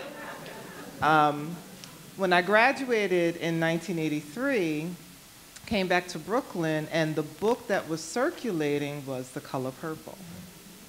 And my mother, who kind of read on and off, but not really, she was just so totally engrossed by this novel that when she put it down, I picked it up. And at that moment, I was like, oh my God, I know all of these people in this novel. They remind me of everybody, all the women in my family and some of the men. And I knew at that point that it was possible for me to become a writer, because now here was someone who looked like me. And then she went on, of course, to win the Pulitzer. And from Alice Walker, I then discovered Toni Morrison, and it just went on and on and on and on. And it seemed like, I always think about the world kind of revolving around me, so I just felt like the universe was saying, okay, so now you've discovered these writers, and now we're going to put that one bookshelf in the bookstore for you. Yes. And every week I was in there buying a novel by mostly Black women. Mm-hmm, mm-hmm. And I remember the same feeling of walking into bookstores and not seeing anything or anyone that looked like me. And like, I teach fiction, and talking to students, they have no idea now what it was like 10 or 15 years ago to go into a bookstore and you were not represented at all. So to see this wealth of Black literature is so very encouraging. So you published your first novel, Sugar, in 2001. 2000, yeah, so like 17 years ago. So she's like 23. So you figure she was really young when she wrote this book. So, but when you sat down to write it, what did you see as the future of the book, and how different was it from what you imagined that it could be? So Sugar started out for me as a poem. And then it evolved into a short story, because at that point I couldn't even imagine myself writing a novel. So I just thought, I'm just going to write these short stories, and I'm going to, put them all together, and I'm going to send this collection out into the world. And that didn't happen, because what I realized kind of fairly quickly was that at that time, I don't know how it is now, but it was virtually impossible for a writer, an unknown writer, to publish a collection of short stories. At least that's what I was told. And so I was like, oh, I have to write a novel. I'm going to be forced to write this novel. And that was like climbing Mount Everest in my head. And so I took some of my favorite short stories and I looked at them, and Sugar was the one that just kept jumping out at me. What did I dream for Sugar beyond publication at that moment when I started pulling this novel together? I just wanted to be published. And I just wanted to sell a few copies, and I wanted my mother to be proud of me, and I wanted to see myself on the shelf. And I don't think I thought beyond that. This is while I was writing. It took me 10 years to sell Sugar. By the time it was published, however, I was like, I want a movie deal. I want the Pulitzer. I want it all. And when I got my first book deal, I walked in. I was working at Goldman Sachs at the time. I walked in and gave in my resignation, and my friends thought I was crazy. I was like, how are you going to support yourself writing? And I did for many, many years. Yep, absolutely. The house that Sugar bought. Yeah, the house that Sugar bought. So for me, as a writer, I study other writers. And I actually study your work. I use it in my classrooms. And I know that you study other writers as well, which is why she is so very good at what she does. But I've seen reflections of Toni Morrison in your work, specifically in the opening of Sugar. So what do you look for between the lines of prose and poetry in terms of technique and inspiration? So that's such a difficult question for me, because I've only become aware of technique as of late. And when I say as of late, I mean probably 4 years, because I now have my MFA. So I'm a holistic writer. It's organic. And I didn't study creative writing. I learned by reading. And what I was most interested in, and still most interested in as a reader, is the language. I'm so smitten with Toni Morrison, because she can say in one line so succinctly what others take paragraphs to ream out. And so I'm still obsessed with language. Yeah. Technique is now second. Now I'm like, oh, well, this is, because I'm learning as I'm teaching, because I have to find things to teach these kids. And so I'm like, oh, this a nested narrative? Did you know what that is? Well, I've been doing this. It's a story within a story, but I didn't know there was a term for it. So now I'm kind of like really aware of technique. Yeah, and so that goes, it segues into my next question. So you didn't study writing, and I didn't study writing either, at least not in the traditional sense before we were published. So in other words, you didn't have degrees to teach you how to write. But now that you do, why the MFA, and what has the transition from creative to academia meant to you? And has the actual study of creative writing helped or changed your writing? Oh, you asked me too many questions. I can't hold them all in my head. What was the first one? Why the MFA? Okay, so I had a few mentors who were encouraging me and had been encouraging me for several years to go and get my MFA and teach. And I did not want to do that, because I just don't believe that you can teach creative writing. I think you can inspire artists to write, but I don't think you can necessarily teach it. So I just fought against it for years. But then I didn't have any money, and I was like, I need a job, and I can't go back into corporate America. And being in academia is kind of sweet. Yeah. I work 2 days a week, and that's it. It's you know, virtually stress-free for me where I'm teaching. And so that's why I went and got the MFA. And In this business, unfortunately, it's supposed to be about the art. It should be about the art, but more often, it's about the credentials. And so it's a game, and you have to be in it to win it. And so that's the main reason why I went and got the MFA. Second question? Oh, the second question. So has the actual study of creative writing, because you got your MFA in creative writing, has the actual study of it helped you change your writing in any way? I am really, again, I'm a little bit resistant. I teach it, but then I step away because I want it to remain holistic. I've been told by several editors, including my own, that when a manuscript comes into the office from an MFA student, they immediately know it's from an MFA student. In some programs, professors teach students to express themselves in a very particular way. And it becomes quite obvious to the professionals what that way is. So they said within the first chapter they know. And so I don't want to be that. I don't want to, but the flip side is, because I went through the program and because I'm now teaching, I venture into genres that I probably would not have had I not went through the program and if I wasn't teaching. So I read people that I probably would not have picked up. Yeah, absolutely. When you first began writing, to me, your work felt very personal and basically very contemporary in its vision and the delivery of it. But over time, you moved to weave historical elements into your work. And I remember a couple of years back, we had a conversation and I asked her, what do you write? And can you put it into a sentence? And you came up with, I write to breathe life into memory. Ooh. So when and how did you come up with that realization? And what does that mantra actually mean to you? So yeah, it took me a minute to realize why it was I was kind of like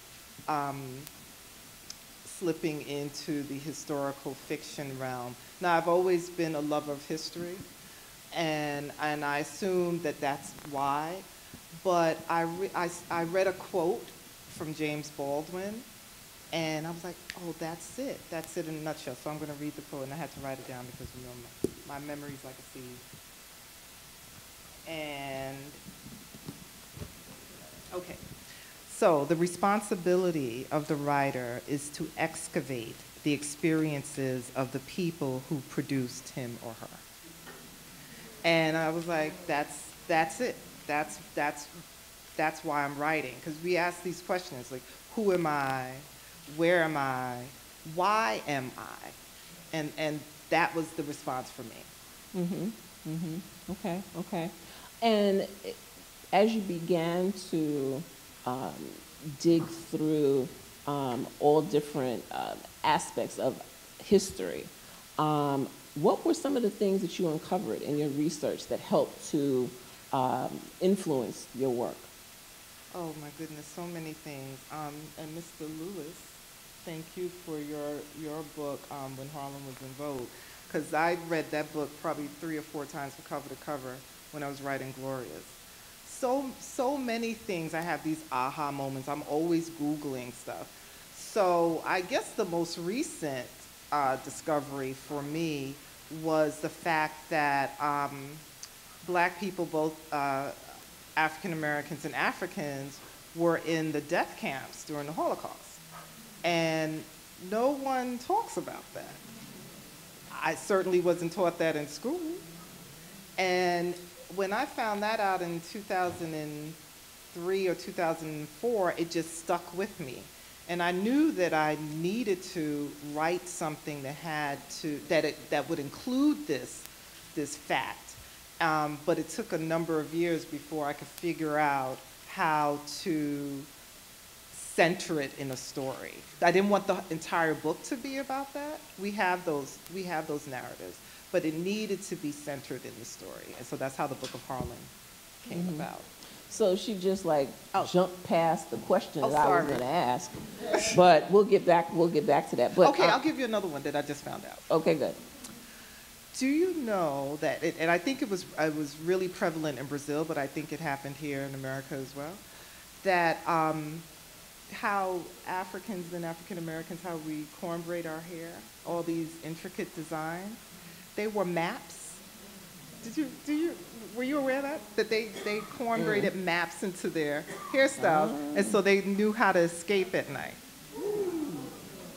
See? So that'll be in the story. That'll be in the story. Yes. And so ideas come from so many different places. And you mentioned earlier your book, Glorious, that came out in 2010. And the premise of the novel totally intrigued me because it's based on this idea of what if only. And so I want to read a piece of it from the prologue of Glorious. If Jack Johnson had let James Jeffries beat him on July 4th, 1910, which would have proven once and for all that a white man was 10 times better than a Negro, then black folks wouldn't have been walking around with their back straight and chest puffed out, smiling like Cheshire cats, upsetting good, God-fearing white folks who didn't mind seeing their Negroes happy, but didn't like seeing them proud. If Jack Johnson had given up and allowed James Jeffries to clip him in the chin, which would have sent him hurling down to the floor where he could have pretended to be knocked out cold, then maybe Easter Bartlett's father wouldn't have twirled his wife and daughters around the house by their pinky fingers, and his son, John Bartlett Jr., wouldn't have felt for the first time in his life pleased and glad to be a black man. And if Jack Johnson had let the shouts of "kill that nigger" that ran out from the crowd unravel him, or the Nevada heat irritate him, maybe then he would have lost the fight and things would have remained as they were. The closing part of her "What if all that hadn't happened, then Easter wouldn't have looked up to see her sister crawling home on all fours like a dog, with a blood-stained shape like the state of Texas on the backside of our Elizabeth's dress. Easter wouldn't have borne witness to the bite marks on our Elizabeth's breast, and wouldn't have heard the silence that streamed out of our Elizabeth's mouth when she opened it to scream. So all of this story began with if. If these things hadn't happened, then these other things wouldn't have happened. And I thought that it was such an ingenious way to begin a story. It was different from anything that I'd read before. So what was the inspiration for this particular novel, Glorious? So Toni Morrison said, if there's a book out there that you want to read, write it. And I was really upset that a novel hadn't been written that kind of encapsulated the Harlem Renaissance in the way that I needed it to. We had all these fabulous writers, and no one had drawn from that. And so what I did was I took Zora Neale Hurston and Nella Larson and meshed them together and created Easter. The opening of Glorious came about at the end. The novel was already finished. And I watched a documentary about Jack Johnson, and I was just fascinated by it. And this is before you can get Netflix on your computer and everything. You got the DVDs in the mail. Yeah, so I think I kept it for like 3 months, and I just watched it over and over again to a point my daughter would walk in from school and was like, "You watching that again?" And I didn't know why I was watching this. And then one day I just woke up and I was like, oh, this is how the story needs to start. And that's where that opening came from. Yeah, I just was totally amazed by that opening. One of your other novels, which ties in very much to what we're talking about today, came out in 2012, Gathering of Waters. So in that is a reimagining of Emmett Till. But again, she uses something that, when we write, we think about character, we think about who is going to tell the story. But in this particular story, the story is told by the town, and it's Money, Mississippi. And I was totally fascinated by that. So how did you arrive at the decision to write it down from the perspective of the town? So the other part of my process that I'll comment on is that this is a spiritual thing for me. Writing is like going to church. I don't go to church, so I write. And I always feel like I'm communing with my ancestors when I write. And I'm very happy living in this way with kind of one foot in reality and the other foot in my dream world. And I think about the universe and what does the universe mean to me and what does it mean to humanity. And energy is important to me. And so when I write, I usually hear a voice in my head. And oftentimes that voice is very female. With the Book of Harlan, it was clearly male. But with Gathering of Waters, I was starting and stopping, and I just couldn't kind of like get my talons in the story. And I didn't know who was speaking to me. I didn't know if it was male, I didn't know it was female. And so after a few months, I just sat and asked, I said, well, who's telling this story? And that first line came out, I am Money, Mississippi. And I was like, okay, go right ahead. Yeah, it was just totally ingenious. I want to go back to the Book of Harlan, which won like major awards, the American Book Award and the NAACP Award. So again, history was central to the storyline, but this time it was about blacks in a Nazi concentration camp. Again, she mentioned that it wasn't the whole story, but it was a part of it. So talk a little bit about what that process was, how you were able to incorporate, that element of our history into the novel. So when I committed to writing the story, I was floundering for a while. And I thought maybe it's going to be a military guy telling the story, and I started doing that research, and it was completely off-putting for me. I have no interest in the military, so I was like, this is boring, it's a lot of work. And so I'm just kind of like thinking about it. I'm writing around everything, not the real juicy bits yet. And suddenly I had this kind of like epiphany. I've been doing genealogy work for my family for 20 years. So I've been researching the paternal side of my family for 2 decades. And I had all of this information about my grandfather. And that's his photo on the cover of the book. And I said, well, I'm gonna cheat.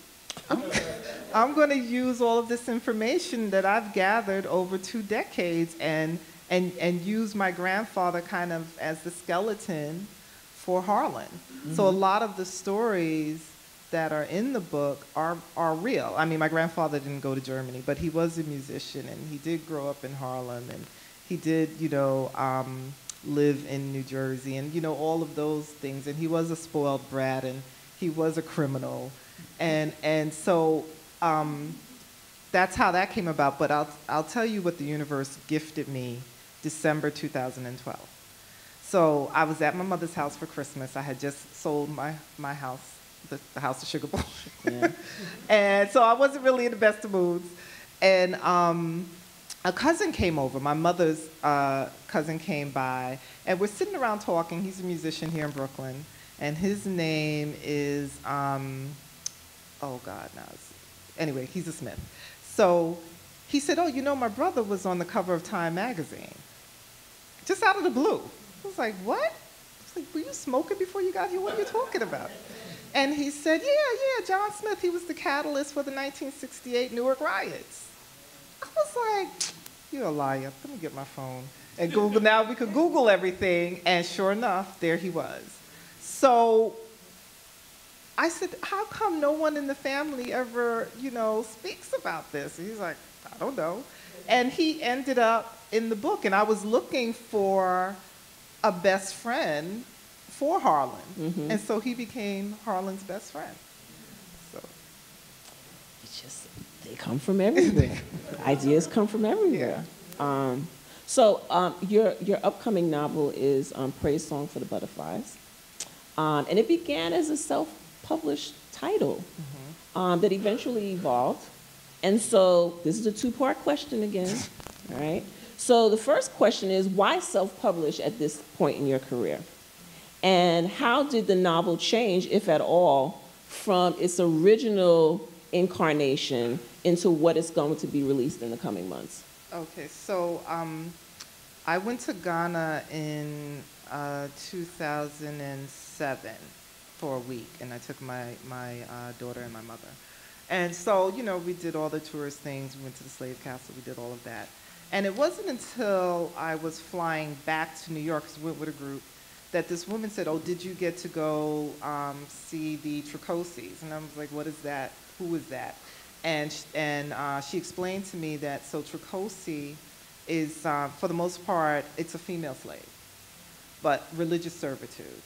And so it's this belief in West Africa that if things are going bad, you take your girl child, mostly girl children, sometimes boy children, and you take them to the shrine, to the fetish priest, and you basically sacrifice your child in order to get, good luck to come back to the family. And I was like, well, that's ridiculous to me. And so the woman said, well, you should write a book about it. And that's not how it works for me. You can't just come to me and say, you should write a book about it. and so, again, I was resistant. I was like, yeah, no, I'm not interested. But I started doing some research, and I was like, this is really fascinating. So I wrote the book fairly quickly, and because, again, I was like, people should know about this. And at that time, I don't know who I was with, 2007. Oh, I was with Dutton still. So I think I passed it by my editor, and they weren't interested. Dutton wasn't interested. And so I just went on ahead and self-published it. And I think it was called at the time, My Name is Butterfly. So fast forward a few years, I'm with Akashic Books, and I presented the manuscript to him early on, and he wasn't interested. And I was like, okay, so I just kept it online, and I'm reading the reviews, and people are really enjoying this book. So about 2 years ago, I took it back to him. And I said, look at these reviews. I think we could do something with it. And so he finally bought it, and he was just going to publish it. And then I reread it, and I was like, this is really not my best work. So I rewrote it, and it was supposed to come out last year. And, 2 years ago. And so I rewrote it. And then he sent it off to a Ghanaian writer, because we wanted to make sure we got everything correct, and we didn't. Ghanaian culture is very complex, so there were things like, I was like, oh, this is a pretty name to go with this pretty surname, and she was like, that would never happen because X, Y, and Z. So all these things that I was unfamiliar with. And so what I had to do was create a fictional African country, which allowed me then all of this, extra creative license. So it was really a good thing that it happened that way. But the problem was I had to then kind of rewrite again, because I changed the names of the characters, and because their names changed, they became new people to me. So yeah, I hope it's 100% now. When is it coming out? August 28th. Okay, August 28th. Praise Song for the Butterflies. Yes. So, like over the years, you've racked up, I read through your bio to the audience, and you've racked up, a list of awards and accolades. If you go to her website and you see all of the awards and, nominations and things like that. And so to aspiring writers, that sounds like, oh, that's successful. She must be really successful. But is it success for you? And what does success to you really mean? I'm still trying to figure that out. If I had $100 for every award ever. I don't know. What does success, I don't know. What, I think we set these benchmarks for ourselves. Like, if I get this, it means I'm successful. Then you get it and you go, if I get the next thing, it means I'm successful. I think that I am successful because I was able to commit myself to this dream and accomplish it. And I know there are a lot of people who really want to get published and they've not been able to secure that yet. Mm-hmm. And I was able to do that. It took a long time, but I did it. I don't know. I think about what would make me happy, what would make me actually sit and say, yes, I'm successful. So can I turn that question on you? No. Because I'm appreciative and I'm grateful. Yeah. Yeah. I think, I think that to kind of answer that question, I think that success is going to be different for different people. Mm-hmm. And, some people get into writing for the wrong reasons. They get into writing so that, they can make a lot of money, or that, they can make some list.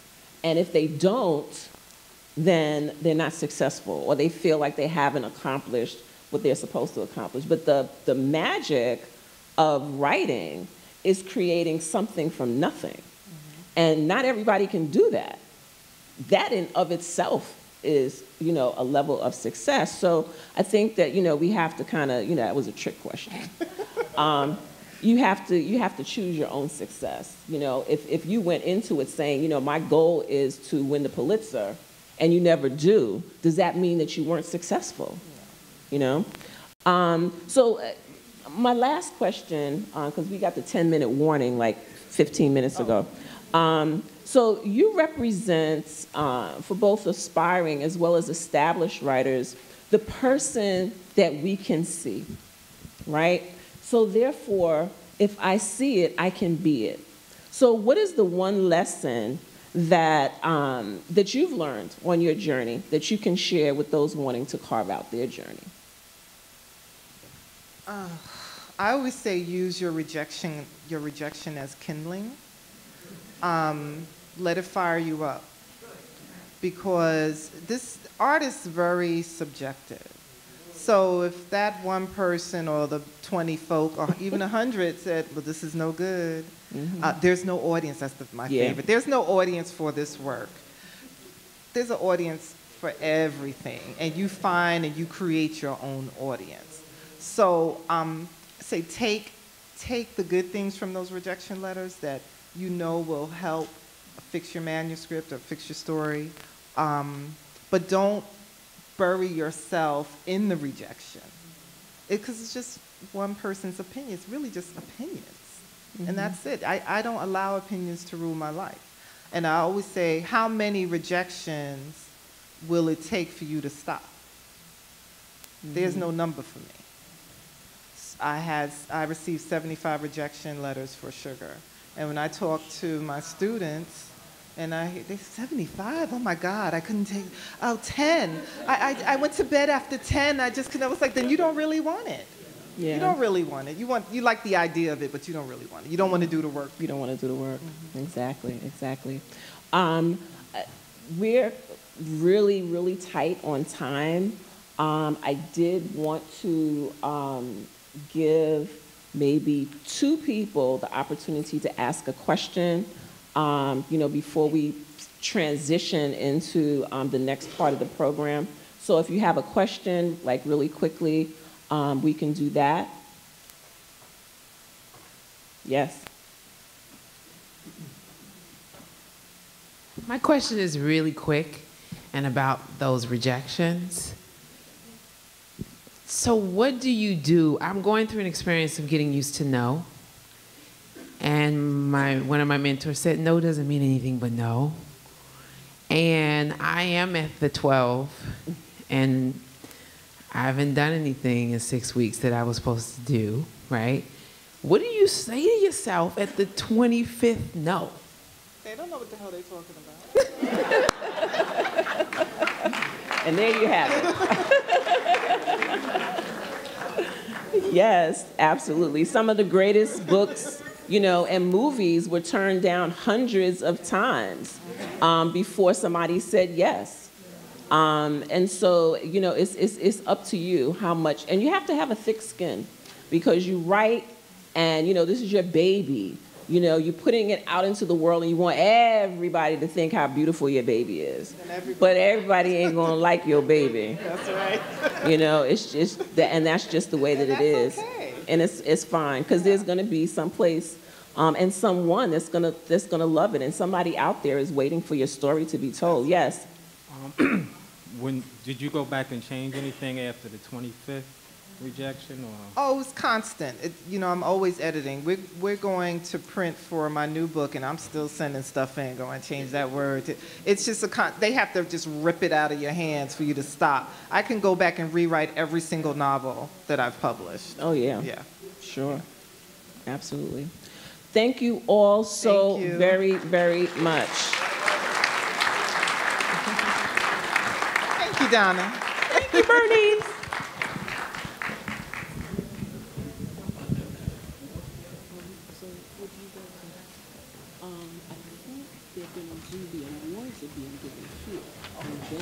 One more round of applause for Bernice McFadden and Donna Hill. Photos? Don't go too far, ladies. Where are we looking? Oh, they're coming out.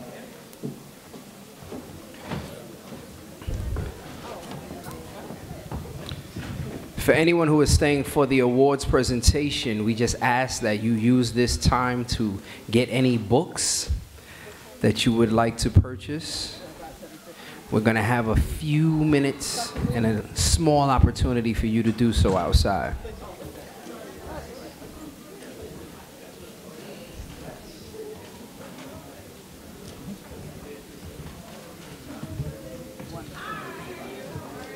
Couple more. Ready? 1, 2, 3. And to be more specific, about 15 minutes. About 15 minutes.